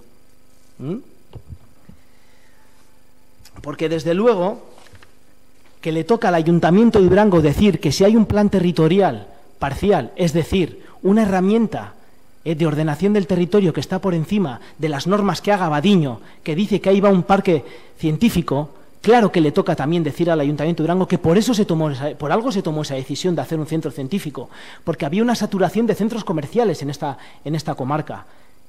Y decir que eso le toca a la Comisión de Ordenación del Territorio de Euskadi es una vez más esconderse detrás de los papeles. Porque si yo mañana quiero poner una incineradora en el polígono de Montorretas, ¿qué me vais a decir? ¿Que eso le corresponde al Departamento de Medio Ambiente del Gobierno Vasco? Por aquí. Me vais a decir que no se puede hacer. Me lo vais a decir. En sí le correspondería al Departamento de Medio Ambiente del Gobierno Vasco darme esa licencia. Pero no. Nadie querría una incineradora al lado del municipio, nadie querría una actividad contaminante. Ahora bien, estáis poniendo alfombra roja a la destrucción de empleo en Durango y a un centro comercial, porque eso es lo que se va a hacer en esa zona.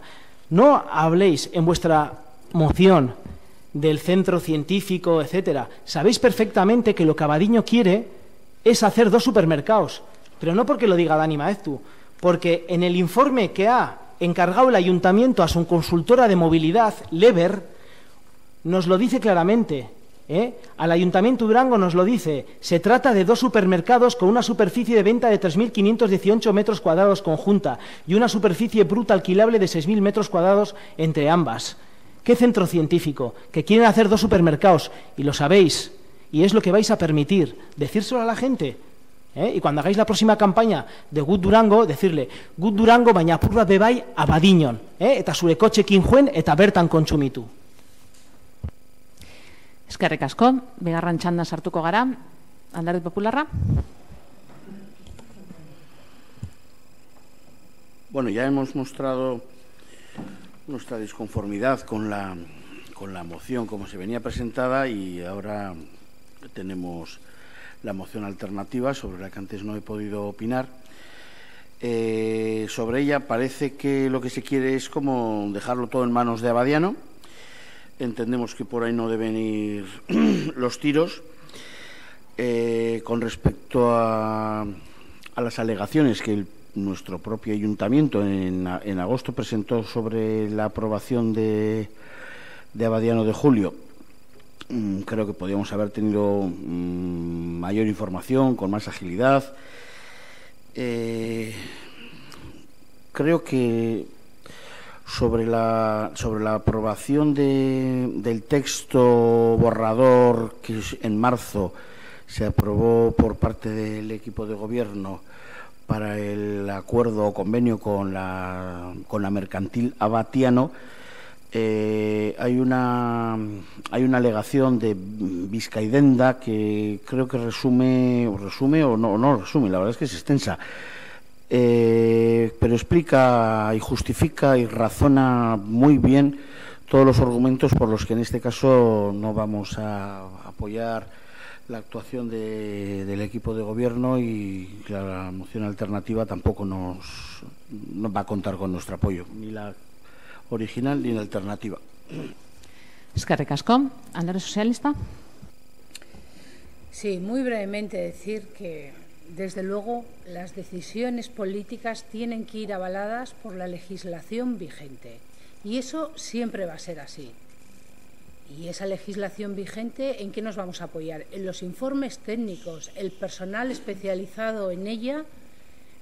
Este equipo de gobierno nunca va a ir en contra de un informe técnico que se presente en este ayuntamiento. Por mucho que quede muy bien venir aquí al Pleno y utilizar esto como si fuera un mitin. El representante de H. Bildu utiliza muy bien la demagogia, pero le insisto, somos muchísimo más serias que todo eso.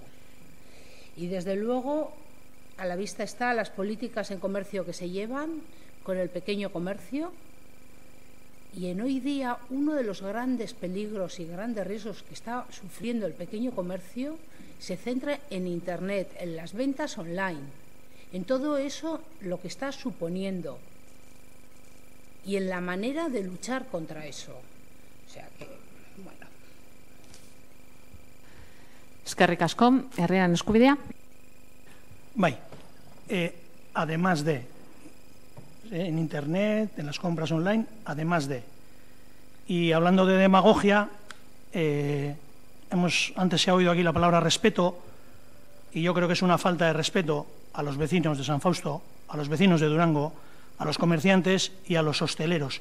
Y esto sí es tirar el pedrusco y esconderse detrás de la montaña de piedras que tengo para seguir tirando. Eskerrik asko. Eskerrik asko zuri, nire taldearen izenean nik neuk berbaingo dut. Hain zuzen be, igerri indodalako bai herriaren eskubidean, eta argi da garbi oso era nabarian EH Bilduko boseralean, hau mitina bihurtu nahi da bela. Eta esaten dut, volumen igoera itzeleskoa dalako mota horretako parte hartzeak egiten direnean. Eta kuriosoa da, hau bizi garenok bapatean gaztelania asko interbentzioak egitea. kuriosoa. Bueno, zeo zer esan nahi dau horrek bebai. Esandakoa edo entzundakoa entzunda, gauza bi esatea gureko neuke. Abadiñoko udalak proposatu aldau nahi dabena bere lurzoruetan.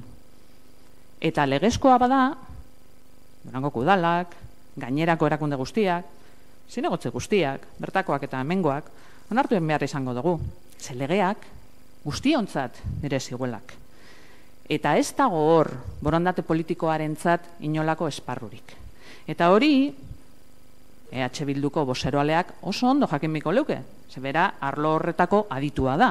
Eta aditua den heinean, logikoa danez, badaki txosten juridikoek, zelako balioa deuken, eta naiz eta legea ez jakin, derrigorrezkoa dala. Hain zuzen be, hori da gure ordenamentu juridikoaren oinarrietariko bat.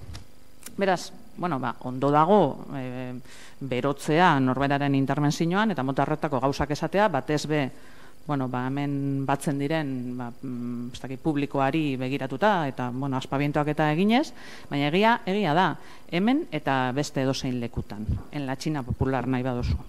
Beraz, egia hoxe da, eta guk emondo guzan arrazoiak, eta arrazoi horiek, beti ere esango dut, kontrastatuta gure bulego teknikoagaz, eta danon mesedetan dagoen bulego teknikoagaz, ez bakarrik gure mesedetan dagoena, hauxe da gure proposamena.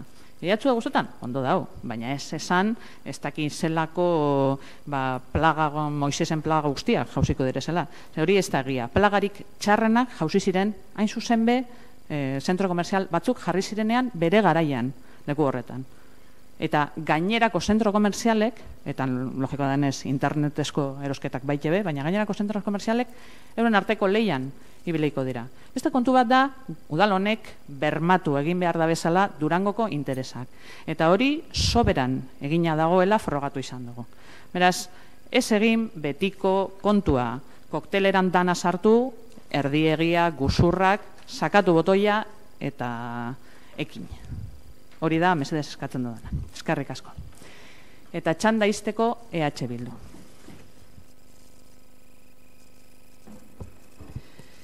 Bai, bajo hau egingo dut erba. Bez eta zaiatuko naz irmotasun berdinarekin. Ez delako mitina, da sinesten dudana, eta hori defendaten dugu osoko bilkura honetan. Lehengo eta behin, Durango interesak defenditzen direla. Ez dira defenditzen Durangoko interesaz. Durangoko herria zerbitzu herri bat da, hemen merkataritza funtsesko zerbitzua da, funtsesko atal ekonomikoa edo vektore ekonomikoa da herri honetan, eta sekulako kaltea egingo lioke beste garapen komertzial bat. Noski dagoeneko kaltea eginda dagoela, bakarrik begiratu behar da Durangoko auzo batzuetan, periferiako auzo batzuetan, noiztik ez daudeia denda zabalik edo zabaltzen direna zenbat hilabete asko jota irauntzen dabien, mina eginda dago. Noski ere interneten edo gaur egungo beste formula batzuk, salmentak egiteko beste formula batzuk sekulako kaltea egiten diotela tokiko merkataritzari, baina hirugarren garapen komertziala Durangoko mugan, ez ondoan, zelen entzun dut ondoan ez, mugan bertan, Durangon, ikutzen San Faustoko auzoa, oso kaltegarria izango litzateke momentu honetan. Hori ere, beraz, Durangoko interesak, interes sozioekonomikoak ez dira defenditzen. Durangoko interesak niretzako ez dielako espaloi bat nun jarri, errepide bat nun di jarri. Hori, bere interes eukiko dau momentu horretan, baina benetako interesa politika egiterako orduan ez da beti argi motxekin ibiltzea, zuek ibiltzen zareten bezalase baizik, eta batxutan gutxienez argi luzea jartzea eta ikustea hartzen ditugun erabakiak zenolako ondoriok ekarriko dituzten. Zelako erabakiak etorkizunean ekarriko dituzte hainbat erabaki izten baldin badie dendak, auzoak denda barik, bizitza barik geratzen direnean, eta abar. Hortik aurrera betiko aitzakia eta berriko betiko argudio faltsua. Legalidade gora, legalidadea bera, ikusi. hor merkatalgune bat garatzea izan daiteke ilegala. Besteak beste, lurralde arloko plan baten kontra doalako. Ez dakit egunen batean hori epaitegietan argituko dan ala ez. Baina ilegade bat hortik egon alda. Argi daukat Durangoko udalak ez dauela maigainan jarri ilegadeari hori. Zue jakingo zue zergaitik ez dugun egin. Baina ez da ilegala esatea momentu honetan Abadiño hori. Ez, itxaron. Gure plan generala aztertzen ari gara. Honek noski daukala ondorio sozioekonomikoak. Eta plan generala berraztertu arte ez dizugu hitzarmenik sinatuko. Protestako lukete, noski, eta aukera badute, eurek bai joan aldire kopura, lurralde antolaketako batzorde horretara, joan aldire, baina guztiz legala da momentu honetan Durango bezala izatea, ez. Gure zalantzak ditugu eta gainera gure plan generala berraztertzen ari gara eta ez dugu nahi momentu honetan sinatzea. Beste argudio bat ere, eta guztiz legala izango litzateke, hainbat zalantzan ditugu mugikortasun aldetik zen olako ondorioak ekarriko luken. Hau, inork ez dau berbarik egin. Besteak beste, nik atera dudan datua 3.000 kotzena Abadiñok aurkeztutako mugikortasun plan batek dio. Benetan, errepide hori noizbait erabili izan dugunok, Abadiñotik Matinatik datorrena ertzain etxerako rotondaraino. Ostiral baten ikusten dozue arratsaldeko 6etan beste guztira 3.000 izango ziren hastien, baina egun horretan eta ordu konkretu horretan 310 kotxe gehiago sartzeko, bai, arratsaldeko 5etan, 6etan ikusten dozue, uste dugu sekulako arazo dau. Eta beste arazo bat, berriztu dugu San Fausto guztia askoz erosoago egiteko oinezkoentzako, eta noski guretzako hainbat kotxe berri erakarriko lioke olako garapen urbanistiko batek, komertziala, San Fausto auzora, bueltaka, handik galduta, sarrera eta irtera egiterako orduan. Inork ez die azaldu San Faustoko auzokidei arazo horiek zelan konpondu behar izango ziren, zentzuk izango ziren arazo horiek, beraz, legalki ez dago inongo eragozpenik oneri, momentu honetan, hitzarmenari ezetxa esateko. Eskerrik asko, boskatuko dugu. Bosgarren bai, puntuan gagoz, Euskal Herria Bildu taldearen mozioa, San Fausto ondoan dagoen azalera handiko merkataritza instalazioari buruzkoa, sarrera erregistro honegaz, 2018ko azaronen 21koa. Deukoguz jatorrizko mozioa bat eta ordezkoa, eta boskatuko dugu, badakizu lehenengo ordezkoa eta gero jatorrizkoa. Ordezko mozioaren alde, EAJ eta Alderdi Sozialista, jatorrizko mozioaren alde, Herrian Eskubidea eta EH Bildu, eta abstentzio bat. Bai?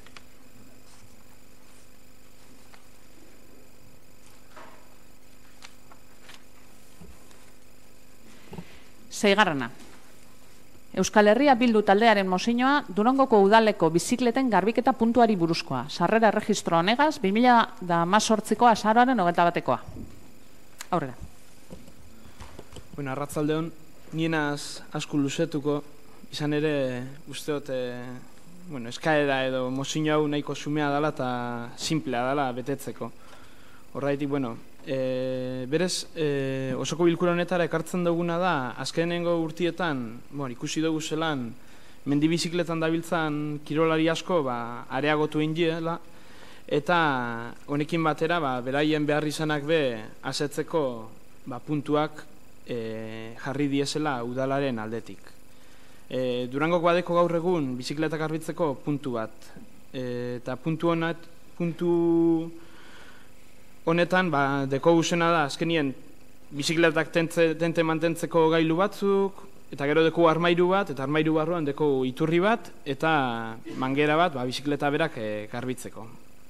Iturrira iristeko deko gune da armairu bat, itxita dagoena. Eta bi atez itxita dago kasu honetan.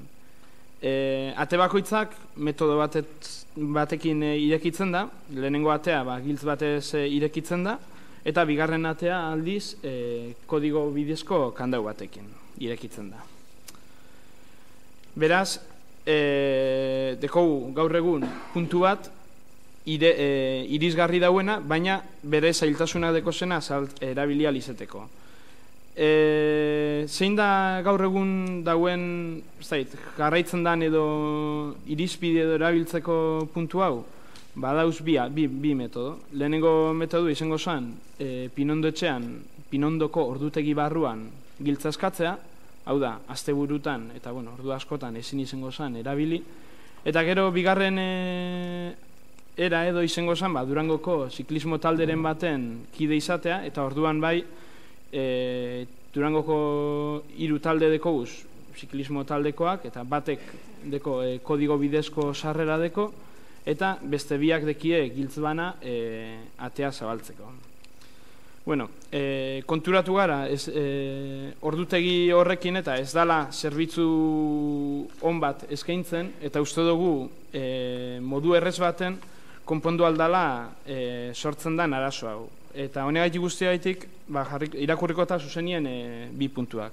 Diela, Durangoko udalak Tabira kalean aurkitzen den bizikleta garbitzeko puntua 24 orduko zerbitzu bihurtuko du.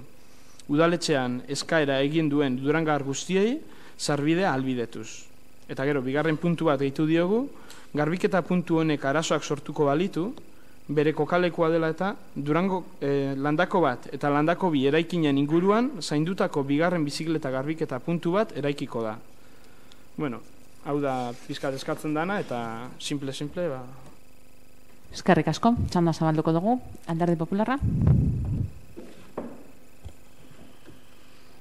No tenemos nada que objetar. La verdad es que nos parece que nuestro voto favorable no tiene que llevar condicionado nada, si acaso por tratar de dar alguna idea que pueda poner las cosas mejor, sería que el segundo punto ya no fuera solo que si el primer punto generara problemas, sino que ahora más adelante se instale ese segundo en Landaco, para lo cual si les parece pues pueden ya ir pensándolo para los presupuestos, porque yo también es verdad que desconozco el coste que puede tener ese punto, pero nuestro voto es incondicional favorable. Eskerrik asko. Alderdi Sozialista. Eskerrik asko. Bueno, decir que desde el Ayuntamiento hemos trabajado con los diferentes clubes de montaña para buscar la mejor fórmula que sea sostenible tanto medioambiental como económicamente para gestionar este espacio de limpieza de bicis. El problema está en que son innumerables los actos vandálicos que en ocasiones anteriores han producido en este espacio y en estos momentos está funcionando correctamente. Comprendemos, no vemos mal la solicitud que se presenta aquí, pero sí creemos que habría que regularlo de alguna forma. Entonces sí pedimos que se incluya en la moción que se dirija a la Comisión de Desarrollo Sostenible, que es quien ha gestionado este espacio y en su día puso en marcha, para que consulte al resto de clubs que están utilizando este espacio, cómo lo ven el llevar a cabo lo que aquí se solicita. Que en principio entendemos que los particulares en determinados horarios quieran utilizarlo, pero que tiene que ser algo sostenible, que luego no nos encontremos que esté destrozado al de poco tiempo. Entonces, sí pedimos que se incluya un tercer punto para que vaya a la Comisión de Desarrollo Sostenible, y yo creo que va a estar en la voluntad de toda la corporación lo que se pide en el texto. Eskerrik asko. Herriaren Eskubidea. Bueno, por nuestra parte, por nuestro grupo, vemos bien la moción y la apoyaremos. Considero que es interesante. Esto lo tratamos en su momento, más que en desarrollo sostenible, en Juventud y Deportes, donde se estuvo valorando, y ver un poco las demandas, porque fueron los clubes deportivos los que acercaron a esa comisión, y decir que, pues que en esa misma medida vemos lo del ayuntamiento, tenemos la opción de Durango Quirola, que está abierto los sábados, incluso los domingos, y podría ampliar el horario para aquellas personas que solo lo puedan hacer en fin de semana, en entre semana. Entonces, nos parece interesante y apoyaremos la moción. Eskerrik asko. Eskerrik asko zuri. EAJ? Bai, guk Geurea egiten dugu baita be Alderdi Sozialistako bozera mailak esan duen 3. puntu hori gehitzeari. Uste dugu garrantzitsua dela batzordean bertan ere hitz egitea eta ez geure artean bakarrik hitz egitea, baizik eta gonbidatzea, zerikusia edo zerresanik izan dezakeen norbait ziur badagoela gonbidatzea eta mai gainean jartzea zein izango litzateke benetan zerbitzuaren beharra. Esan gure dut, lehenengo puntuan eskatu egiten duzu 24 orduko zerbitzua izan dadila, benetan 24 ordu behar dira gaua bebai, adibidez. Eta bigarrenean diozue lehenengo dagoen toki puntuan arazoak egongo balira, joan dadila beste toki batera, oraiki dadila beste toki batera, ez dakit beharrezkoa izango den eroz, agian bi behar ditugu. Edo ez? Orduan bai proposatzen dugu 3. puntu hori, eskatu egiten dugu 3. puntu hori sartzea mozioan, eta dauden puntuak eztabaidatuk izan daitezela eta entzun daitela zer esanik izan duenari. Eskerrik asko. Eskerrik asko zuri, EH Bildu txanda izteko? Bai, hasira, 3. puntuari dagokionez, gehitziaren puntuari dagokionez, igual garapen jasangarrian baino, ikuste dugu hau landu dela Gazteria eta Kirolan, eta orduen egoki hau ikusten dugu, nik uste dut Gazteria eta Kirolean lantzea gai hau. Ja berez, lehen hau landu izan dalako puntu hau. Badakigu, bizikleta edo ziklismo elkartek eta momentuz ados egongo diela funtzionatzen dauen moduekin, hau da, beraientzako ez da arazo bat. Kontua da, pertsona durangar, ez da git, pertsona orok ezin da bela erabili zerbitzu hau. Eta dekozen ordutegiak eta diela oso murritzak, hau da, Pinondo etxeko ordutegi bat eskaintzen badugu, ez gabiz errazten zerbitzu hori erabiltzia. Horraitik guk esan dugu, bilatu behar dugu metodoren bat, azken finean, udalera datorren edonor, eukina lizeteko ara akzesue. Bakigu dauzela biate, ateetako bat adibidez kodigo bidez zabaltzen da, hau da, adibidez, emoti aukera, etortzen dan orori, numero bat emoteko, hau da, mugatzen dugu bai, azkenien konpromiso bat hartzen da, etortzen dan horrek konpromiso bat hartzen da, ondo erabiliko dauela, eta sarbida emoten dutzegu pertsona horreri. Zait, nik uste dut, gaur badauela inbertziorik egin barik, gaurtik edo bihartik aurrera, zerbitzu hau, 24 orduko zerbitzu bihartzeko aukera. Eta gu bai jartzen dugu, kontziente gara, momentu honetan garbitzketa zerbitzu hau dauela tabiran bide eskina baten, kotxe asko igarotzen dien bide baten, bakigu arazoak igual egon aldiela nonor kotxeak zaiatu aldalako garbitzen hor mangeroa sortzen delako, baina nik uste dut badeko guzela esperientziak bai, Ermun badau olako puntu bat, Elorrion adibidez parkin ondoan dau puntu bat, eta oso ondo ari da funtzionatzen, irekia dana. Orduan, guk uste dugu, emon bilakola aukera, behintzat, honi. Ikusten badago arazoa duguzela, eta igual egia da, oindik ja, zibigarela pentsatzen, igual bigarren puntu bat, hau da, ja, Durango zentroan egongo sana, ondo zaindutako puntu bat, ipinialko ginen, eta horretik ipintzen dugu, landako bat eta landako bi eraikinen artien, hau da, kirol instalazio guztiak, gutxi gora bera, batzen dien puntu horretan, beste bat aztertzia. Beraz, 3. puntuarekin ados, Gazteria eta Kirolien sartzie, eta, jazta. Eskerrik asko, bigarren txanda zabalduko dugu, Alderdi Popularra, ¿es? Alderdi Sozialista. Sí, muy brevemente decir que agradecemos que se incorpore ese punto, que nos parece interesante, que estupendo que se haga en Juventud y Deportes, pero sí quiero decir que en Desarrollo Sostenible fue en la comisión donde se decidió llevar a cabo este punto, pero nos parece bien que si ahora se gestiona a través de Juventud, pues que se haga ahí. Eskerrik asko, herrian eskubidea, ez? EAJ? Bai, soilik eskertzeko 3. puntua onartu izana, guri jako inporta gaztedi batzordetik baldin badoa, beste iraunkortasun batzordetik izan beharren, aurrez daukagu inongo pegarik, eta, eskerrak emon ondoren geure aldezko boska aurrezan. Eskerrik asko. Eskerrik asko zuri. EH Bildu izteko? Ez? Boskatuko dugu orduan 6. puntua. Seigarrena, Euskal Herria Bildu taldearen mozioa Durangoko udaleko bizikletan garbiketa puntuari buruzkoa. Sarrera erregistro honegaz, 2018ko azaroren 21koa. Hirugarren puntu baten ekarpenagaz. Aldeko botoak, alde? Aho batez. Bale, 7. puntua proposatzaileak ataratzea proposatzen dau, beraz, bertan bera geratzen da. Eta 8. pasatuko gara. 8. herriaren eskubidea taldearen mozioa ikastetxe, kulturgune eta umeguneetatik gertu dauden apustuetxe eta sorizko jokoen lokalak mugatzeari buruzkoa. Sarrera erregistro honegaz, 2018ko urriaren 30koa. Aurrera, mesedez. Sí, arratsaldeon. Bueno, el pasado 29 de octubre se celebró el Día Mundial sin Juegos de Azar. Estamos viendo en los últimos años cómo en Euskadi está aumentando notablemente el número de salones de apuestas y desgraciadamente con ello también están aumentando el número de personas con problemas de ludopatía, especialmente entre los más jóvenes. Los datos apuntan a que los índices de esta adicción entre los menores de 25 años han pasado en los últimos 4 años del 6 al 25%. En Euskadi se elabora una encuesta periódica para conocer el estado de la situación de sobreconsumo de drogas y otras adicciones sin sustancia, denominada Euskadi Drogas, pero creemos que debería extenderse este estudio más detalladamente sobre las adicciones generadas por las apuestas y los juegos de azar.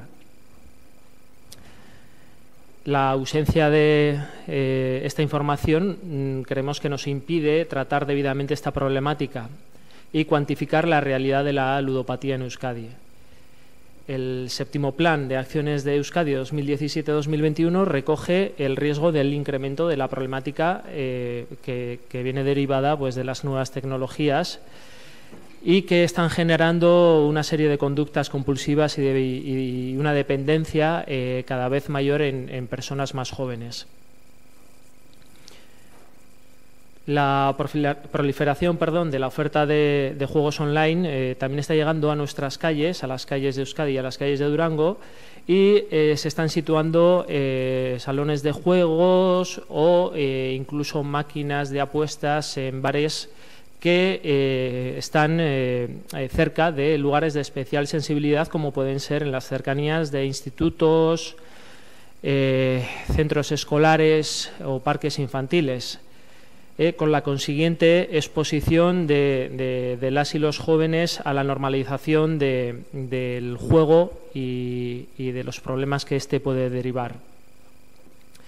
Creemos que las administraciones públicas deben de asumir esta situación y que creemos que se requiere que el Gobierno vasco asuma un papel protagonista en esta materia. Del mismo modo que los ayuntamientos, a su vez, tienen que también utilizar todas las herramientas a su disposición para proteger a la población, sobre todo a la más vulnerable, que como hemos dicho son las y los jóvenes, y garantizar el bienestar del conjunto de las vecinas y vecinos de Durango. Por eso traemos hoy aquí una moción con 5 propuestas. La primera sería la limitación de apertura de nuevos locales de apuestas y la reglamentación de distancias entre ellos con espacios, como hemos dicho, educativos, centros escolares, centros culturales o lugares de recreo de la infancia. La segunda es estudiar la posibilidad de limitar la publicidad de los espacios y eventos con apuestas para proteger al público infantil y juvenil. La tercera sería reforzar la formación de la policía local en relación con las infracciones relacionadas con las apuestas y con el juego. La cuarta sería incorporar en la encuesta periódica Euskadi Drogas el diagnóstico de la ludopatía en Euskadi. Y por último, la quinta sería ampliar las acciones del 7º Plan de Adicciones de Euskadi 2017-2021 con el objeto de controlar el acceso a las apuestas y los juegos de azar, sobre todo, como hemos dicho, para proteger a las y los más jóvenes. Eskerrik asko. Eskerrik asko. Txanda zabalduko dugu. Alderdi Popularra. La finalidad cuenta con todo nuestro visto bueno, nuestra opinión favorable, si consideramos que, por ejemplo, en la redacción del punto 2, por decirlo de alguna manera, el Ayuntamiento se compromete a estudiar la posibilidad de limitar. Yo creo que hay cosas que tendríamos que tener más claras en cuanto a limitar en cuánto.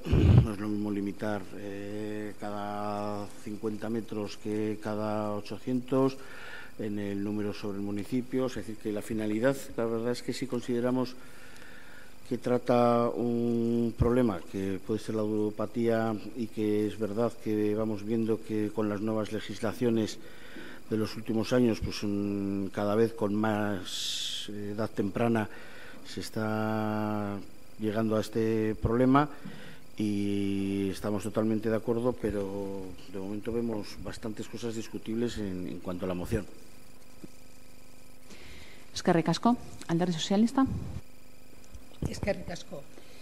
Bueno, compartimos la preocupación por la incidencia de las adicciones en el comportamiento de las personas y creemos que es una obligación de los poderes públicos tratar sobre las adicciones, prevenir sobre ellas, establecer medidas de prevención, de cautela, de información, de asesoramiento, de atención para que las personas no caigan en las adicciones, con especial hincapié e interés en los menores, en el caso de los mejores. Dicho esto, en estos momentos se está trabajando en el Parlamento Vasco, lo están haciendo todas las fuerzas políticas y fruto de ese trabajo, pues bueno, ya hay unos resultados. Por ese motivo presentamos este texto alternativo que paso a leer. El Ayuntamiento de Durango insta al Gobierno vasco a que, una vez construido el Observatorio Vasco del Juego, elabore en el plazo de 8 meses un estudio sobre la situación del juego en Euskadi, con especial consideración a su afección a las personas menores de edad. Dicho informe será remitido a los órganos de participación del ámbito del juego y de las adicciones de Euskadi. Y, en segundo lugar, el Ayuntamiento de Durango insta al Gobierno vasco a que, en base a los resultados de dicho estudio, elabore un plan de acción orientado a evitar el acceso al juego a personas menores y a aquellas que lo tengan prohibido, reducir los riesgos asociados a un uso inadecuado del juego, concienciar y sensibilizar sobre los riesgos del juego y de las adicciones sin sustancia en general, especialmente en el ámbito educativo. Eskerrik asko, EH Bildu. Bueno, arratsalde on danoi. Herriaren eskubideek gaur ekarrezkun mozioa da apostu etzien inguru, ezta? Berta honek herrixen dekien presentzien inguruan eta herrixen eukien alkoholeukien edo dekien publizitate, propaganda horren inguruan, eta azken finien aldarrikatzen dauna da ludopatia eta holako jokuen arazuekin inguruko kontzientzia epiztie. Eta zelan ez, EH Bildu mozio honekin ados dau. Ados gainera arrazoi asko dauzelako horretarako. Lehenik eta behin, mozioak berak zen den moduen, azken urtean asko igonda postuetan edo postuen inguruen ibiltzen den jentien porzentajie eta bereziki arduratzeko dau gaztien kasuetan. Eskualdien, 20 urtetik berakuen eguneko 23 esaten da, jolastu izin dabela egundo edo jolastuen dabela zerrix hau holako apostu etxitan edo holako azarrezko jokuetan, eta EAen zentrau eskero, 8 aldiz handitu dela izan da bidatuek, 2012-tik, 2017-ko pertsona, aposten dain pertsonen porzentajie. Bigarrenik, bigarren arrazoi bada, inor ez talako ludopata jaiotzen, eta ludopatak sortu jintzelak behin da barriro bombardetan gaituen publizidadiekin. Eta adibidez, futbol taldiek, horren adibide tristiena, ez da? Lehen mailako 20 talitatik, 19 sinatu da bilako modu baten edo beste baten kontraturik apostu etziekin eta aipatzeko salbuespen adekune da errealana. Eta holan diru errezan eta irabazi instantaneuen mezuekin, jente asko amaitzen dau apostu etzietan eta ludopatia arazuekin. Eta ez da kasualidadie, azkenengo urte hauetan, krisi garai honetan, emonixena olako gorakadie apostu etziena eta alupatia arazuena. Ez da barrixe, irixetan eta ikusten den auzo obrerunetan, auzo pobrenetan apostu etziek diesela bereziki nun hasten diezan. Ez da, eta azken finean, inoz baino beto definitzen da, kasinoko kapitalismo honek bidien zileko mileka eta estatuen milioika izango litzik esan pertsonak joten dabie apostuetara, lan egoerak ukatzen dutzien diru sarrera hori modu azaroso baten edo makinetan edo apostu bidez lortzeko asmuaz. Azken finean, haulenak atakaute lortzen dabie apostu etziek, dekiesan irazi enormiek eta azken esperantza bako pertsona horren, esperantza apur horrek lapurtute lortzen dabie. Eta zelan ez, aipatu behar da bai, kasinoko kapitalismo honetan, sistema honetan, beste enpresa hundixek egiten den moduen eta beste enpresa ustelek egiten den moduen, apostu etziek bai, topa da bezala bere formulak iruzur fiskalien ibileko eta askotan alde politikotik egoten ez laguntzak. Holan ez darritzekue, Rafael Catala, lehen ministro justizia izendakue, ministro izen orduko kodere apostu etxe oso handiko direktibo bat izena eta ez da Cristobal Montoro azindako ministro izendakuek, berak dekon bulego, asesoria bulego horretik, enpresa bardin honekin, koderekin, harreman oso estu eukin izena. Eta igual horrek esplikako dau baite, 2018ko aurrekontu orokorretan, deskontu fiskala eukin izena olako apostu etziek irazten abien irabazi netutan, ez da? Nun esaten den momentuen ez dauela pentsiotako dirurik ez dauen, eken dana da, obari fiskalak emon olako apostu etziei, eta kasu honetan izan, 25-etik 20 bajatu zen estatuen, eta Ceuta eta Melillan, adibidez, 110 bajatu zen 25 hortatik, eta hori da arrazoiez, segaitik, badau izen kodere eta lukia dolako beste olako apostu etziek, bertara joeten, hango onura fiskalaz aprobetzatako. Eta guzti honaitik guztu arazoa oso larrexi dala, konduten hartu berrekue, batez betiko moduen, gitxindekinak eta haulenak diesenak sufritzen dabilako apostu etzien mafia guzti hau, ez da? Beraz, ordu da, honen aurrien, alde instituzionaletik aldi esen neurrixek hartzie. Eta bai instituzio bakotzak, instituzio publiko bakotzak, dagoen lekuen bere neurrixek, bere eskumenan baitan hartzie. Holan iken daman komunidadiek, bere prebentzio inguruko lanketak egin dauze mankomunidadek, hori dalako bere eskumena, eta ondo ongolitzike Durangoko udaletziek bere eskumenen hartien dauen onlik esan pausu txiki horre bintzet, emoteko prestutasuna saltzie, eta horri uste guleko hori holan isimiko litzekela herriaren eskubideak aurkeztuko mozein honek, zelan egin dotzon Durango kudala biten dauela pixka zentruen, eta bere eskumen edo bere eskutan engolitzik esan pausuak emoteko eskatzen dagoenez, musin honaz lanez alde gauz. Eskerrik asko. EAJ. Bai, argi dago azken urteotan apostuak beti egon dira, Euskadin pelota saleokareno badakigu zein giro egoten den frontoietan, baina azken urteetan ikusten hasi garena jada lekuz kanpo dago. Apostutokiak edonon, tabernetan makinak aldatu egin dira eta orain dena dira apostutakoak, eta hau arrisku galanta da, batez ere adin txikikoentzat, zeren beraientzat da gaur egun ludopatia arazo oso garrantzitsua eta larria, horre dakarren ondorioekin bai adin txikiko pertsonarentzat, bai familia guztiarentzat. Horregatik uste dugu aurrera pausoak emateko ordua dela, guk badaukagu eskumen hori jada amankomunazgoarekin amankomunazuta, beraz martxan ipinita badaukagu, baina aurrera pausoak egin behar dira eta horretarako testu alternatibo bat aurkezten dugu. Bat, Durangoko udalak Eusko Jaurlaritzari eskatzen dio behin jokoaren euskal behatokia sortuta 8 leko epean azterketa bat egin dezala jokoaren euskadiko egoeraz, bereziki aintzat hartuz adin txikiko pertsonenganako eragina. Txosten hori igorriko saia euskadiko jokoaren eta adikzioen eremuko parte hartze organoei. Bi, Durangoko udalak Eusko Jaurlaritzari eskatzen dio txostenaren emaitzetan oinarrituta adikzio plan bat egin dezala honako honetara bideratutakoa. Jokorako sarbidea ekiditea adin txikiko pertsonei eta debekatuta dutenei. Jokoaren erabilera desegokiari lotutako arriskuak txikitzea. Jokoaren eta oro har substantzia gabeko adikzioen arriskuez kontzientziatzea eta sensibilizatzea. Eskerrik asko. Eskerrik asko. Txanda izteko herriaren eskubidea?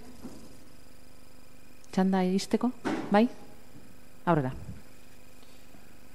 Bueno, sin más, estamos viendo la propuesta alternativa. La verdad es que tampoco encontramos demasiadas diferencias entre la propuesta alternativa y nuestros puntos 4 y 5.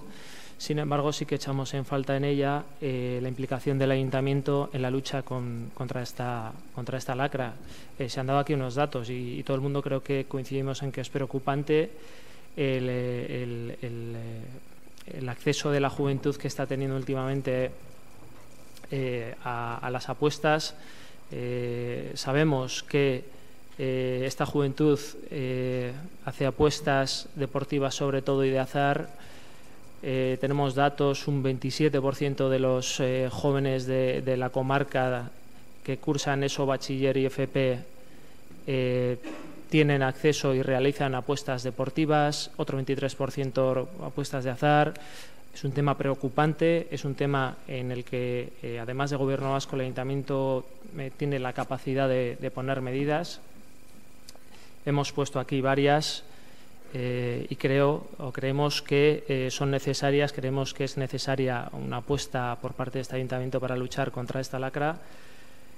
Y creemos que la propuesta alternativa no recoge este compromiso del Ayuntamiento. Por eso creemos que debe ser nuestra moción que recoge este compromiso la que debe salir adelante. Eskerrik asko. Eskerrik asko zuri. Bigarren txanda zabalduko dugu. Alderdi Popularra.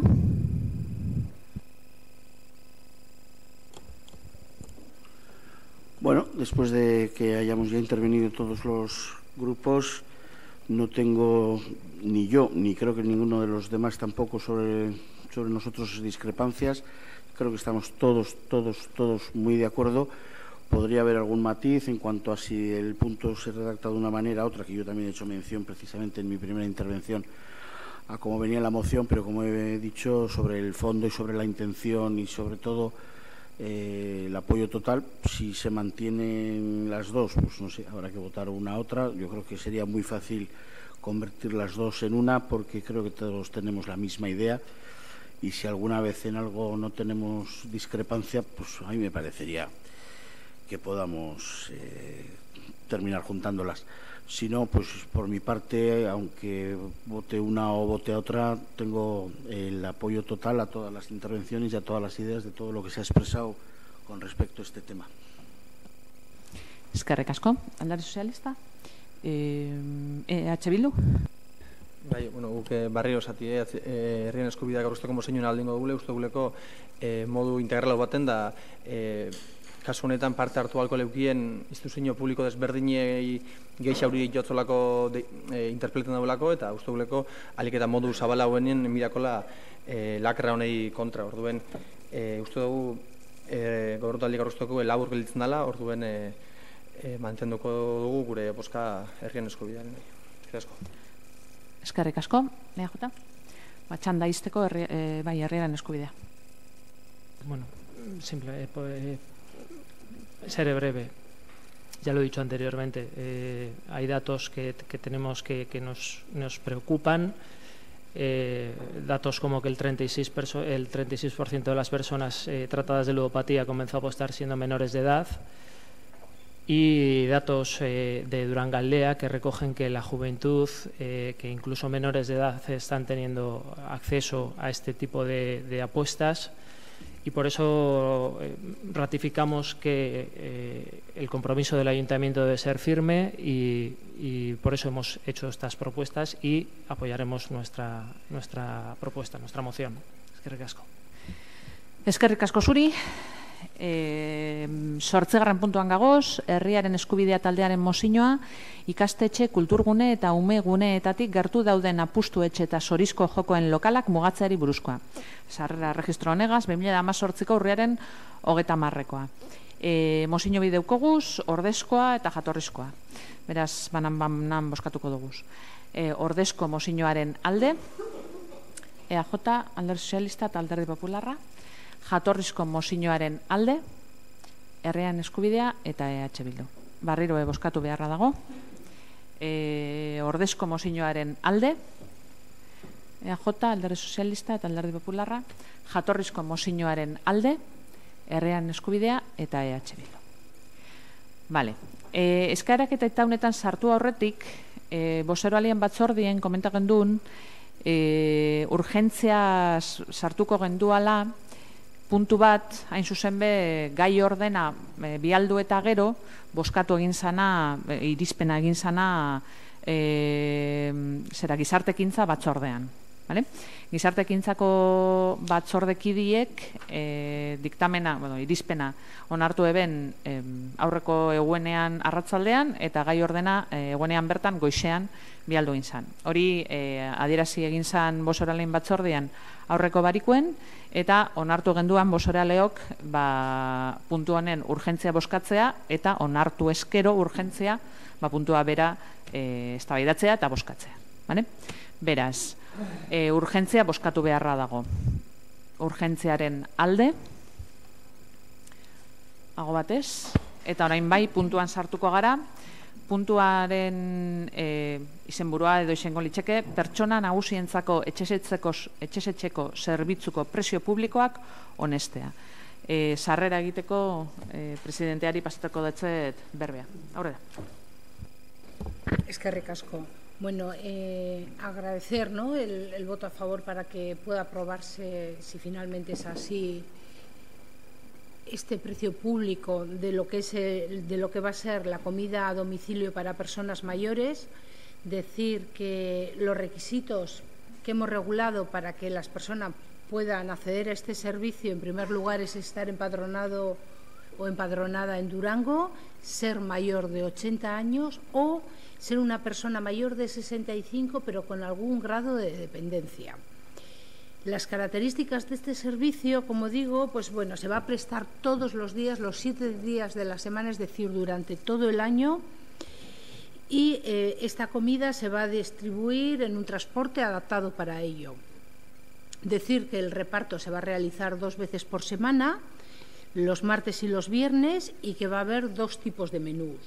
Estos menús pasan por unos controles porque llevan, vamos a decir, unas recomendaciones médicas en muchos casos por las necesidades alimenticias que pueden tener estas personas mayores. Hablamos, insisto, en personas mayores de 80 años.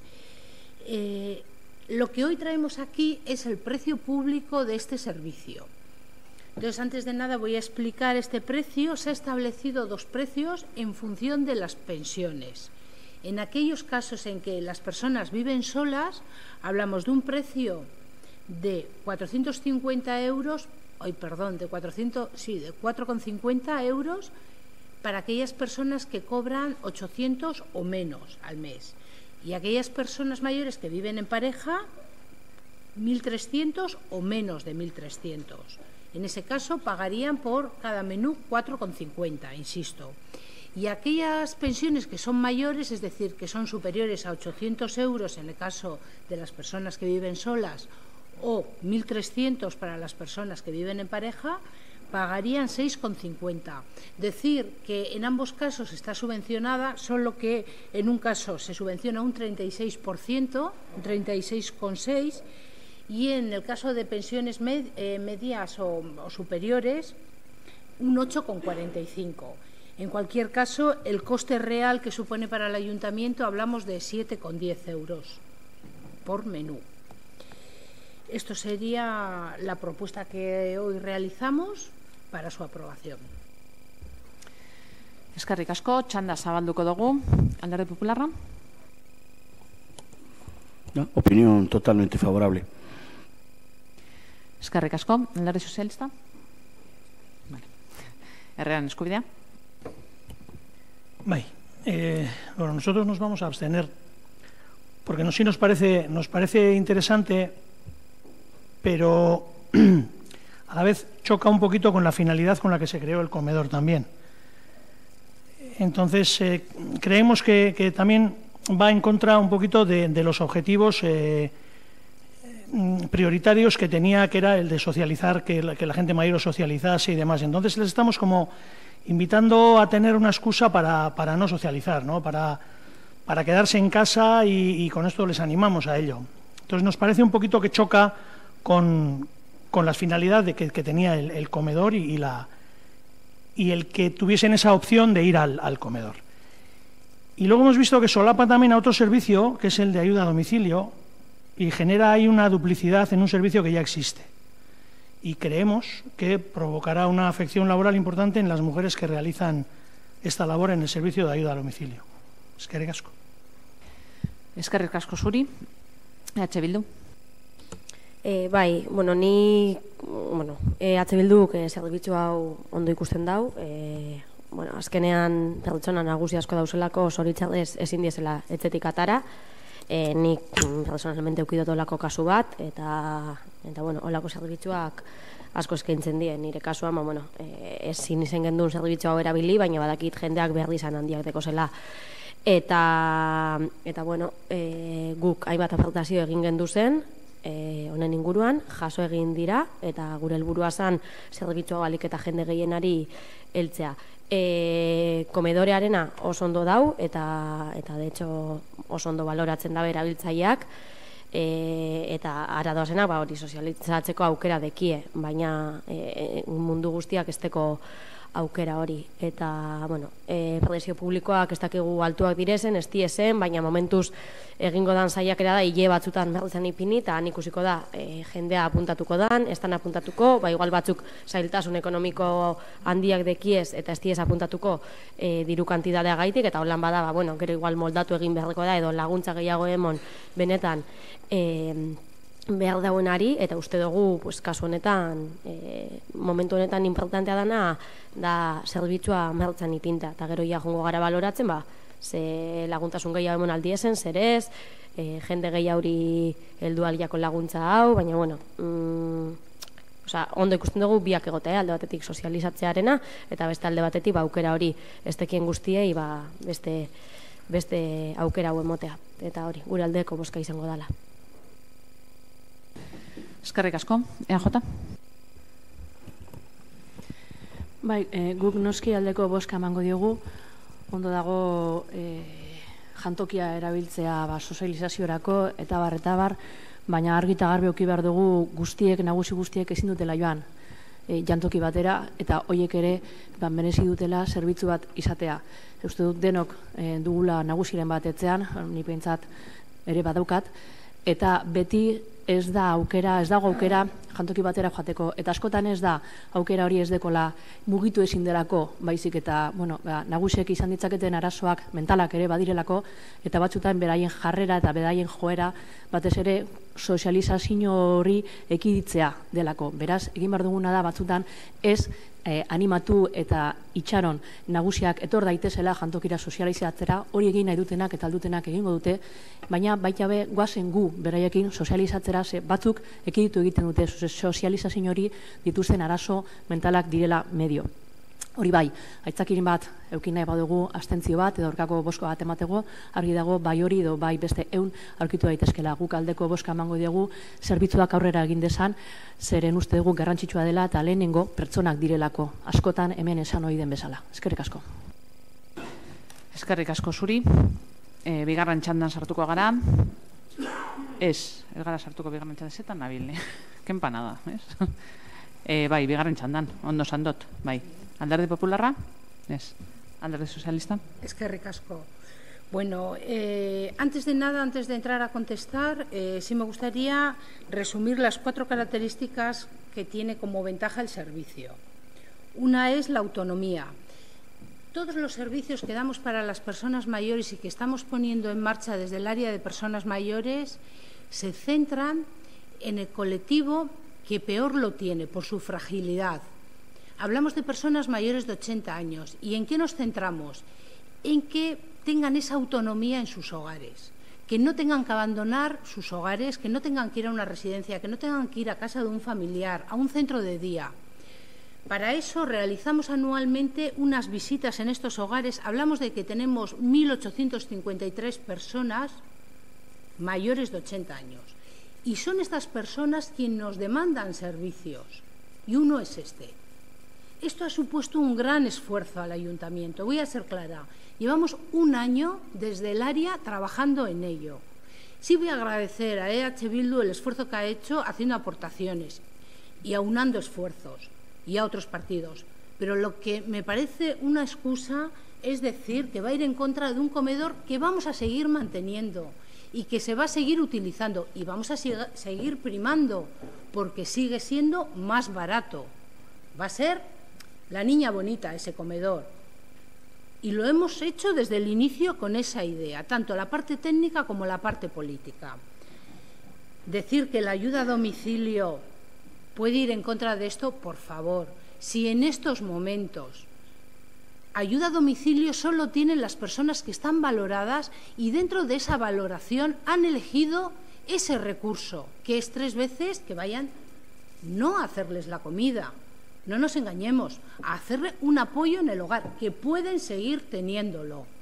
Tanto la ayuda a domicilio como el comedor que tenemos en el centro de personas mayores se van a seguir manteniendo.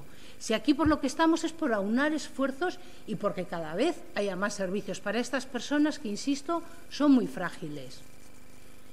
Sinceramente, desde el equipo de gobierno nos da mucha pena que no haya una unanimidad en un tema que tantos esfuerzos está costando en llevar a cabo, porque para empezar no teníamos empresa que quisiera llevarlo a cabo, porque supone un esfuerzo muy importante. Decía que no me quiero quedar sin hablar de las ventajas del servicio, autonomía de las personas, que puedan seguir en sus viviendas, que es lo que más desean. Menos accidentes. Qué duda cabe que el cocinar conlleva determinados accidentes, golpes, incluso dejarse el gas abierto, etc. Dietista personalizado. Son muchas las personas mayores que tienen unos regímenes especiales por las enfermedades. Hay un control médico para estas dietas. Y, por último, el control que van a llevar a cabo las personas que llevan este servicio a los domicilios. Y con esto, bueno, pues van a hacer una revisión de las condiciones, si están tomando la comida como la piden, etc. No me quiero alargar mucho más, simplemente agradecer al resto de partidos. Yo creo que las personas mayores lo van a agradecer.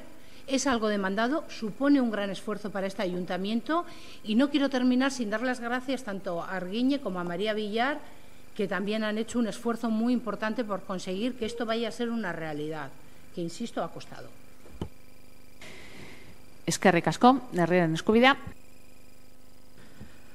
Bueno, aquí nadie ha puesto en duda la voluntad de nadie ni el trabajo de nadie. Hay quienes sacan eso a la palestra, pues bueno, un poquito para justificar, no sabemos qué. El servicio que se quiere ofrecer o parte del servicio que se quiere ofrecer ya está contemplado. Además pagamos desde el ayuntamiento ese servicio. Y estamos entonces duplicando el servicio porque se ofrece en la ayuda a domicilio, porque incorpora servicio doméstico para ello. Entonces, nosotros no vamos a poner en duda nada. Nuestra crítica a eso es esta. Yo creo que está clara, la podemos hacer como moción alternativa o lo podemos dar por escrito. Lo que no vamos a hacer es comprar un producto en el Black Friday porque nos lo venden como estrella. Pues bueno, nuestra crítica a eso es esta. Entonces, sin más, nuestra opinión es la que es, guste o no guste, pero respetable, que antes precisamente hemos hablado de respeto, pues bueno, ahí está, sin más. Eskerrik asko. Eskerrik asko zuri, EH Bildu. Txanda amaitzeko, EJ. Bai, benetan batzuen hitzak entzun eta gero begiak arranpalo geratzen jatez.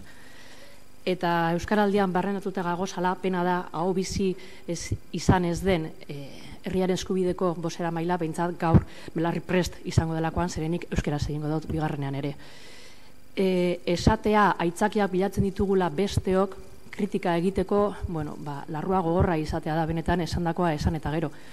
Aitzakia da esatea zerbitzu bat duplikatuta dagoela alan ez denean. Hori da aitzaki bat. Aitzaki bat da esatea jantokiaren kontra doala. Hori da ez soilik aitzakia baizik eta gezurra. Errespetoz hitz egiteko, hau bete egiten zaigu hitzez, baina gero aiztu egiten gara guk zer egiten dugun, zer esaten dugun. Oso tristea da horrelako hitzak entzutea, benetan oso tristea da zerbitzu bat gehiago eman nahi dugunean horrelako erantzunak entzutea, eta benetan begiak eske guztiz arranpalo geratu jatez, arranpalo. Ezinezkoa da horrelako hitzak entzutea, gero hau bete hitz egiten dugunean pertsonen inguruan eta partaidetza eta pertsonak eta adin txikikoak eta gero gure nagusiek egiten dituzten manifestaldietara joaten gara, lehenengoak ipintzen, pankartaren atzean, baina gero ez dugu gure aldeko bozka ematen ez da abstentzio bat ere, ez dakila, zer egingo duten ondo geratzeko, zerbitzu bat martxan ipintzeko, beharrezkoa dena, beraiek eskatzen dutena. Benetan tristea eta tamalgarria alakoak entzutea eta gero besteei ezer leporatzeko larrua ere izatea. Benetan tristea. Eskerrik asko. Eskerrik asko zuri. Bueno, amaitu direz txandak, beraz, bozkatuko dugu, puntuaren izena da pertsona nagusientzako etxesetxeko zerbitzuko prezio publikoak onestea.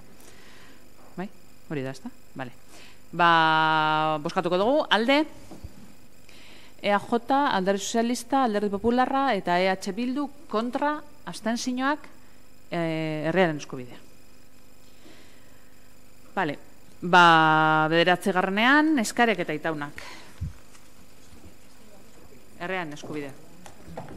Herriaren eskubidea, parkatu, bai. Ez dakit entzun esan duten altuan, nada. Vale. Bueno, una pregunta, Clarita. Queremos preguntar qué está haciendo el equipo de gobierno para llevar a cabo la moción aprobada en este pleno el 25 de septiembre del 18 relativa a los protocolos de actuación para garantizar la salud de la población ante episodios de contaminación atmosférica. Nos preguntamos qué está haciendo para llevar a cabo el mandato de este pleno de ese día. Eskerrik asko. Eskerrik asko zuri. Agur danori, Gabon.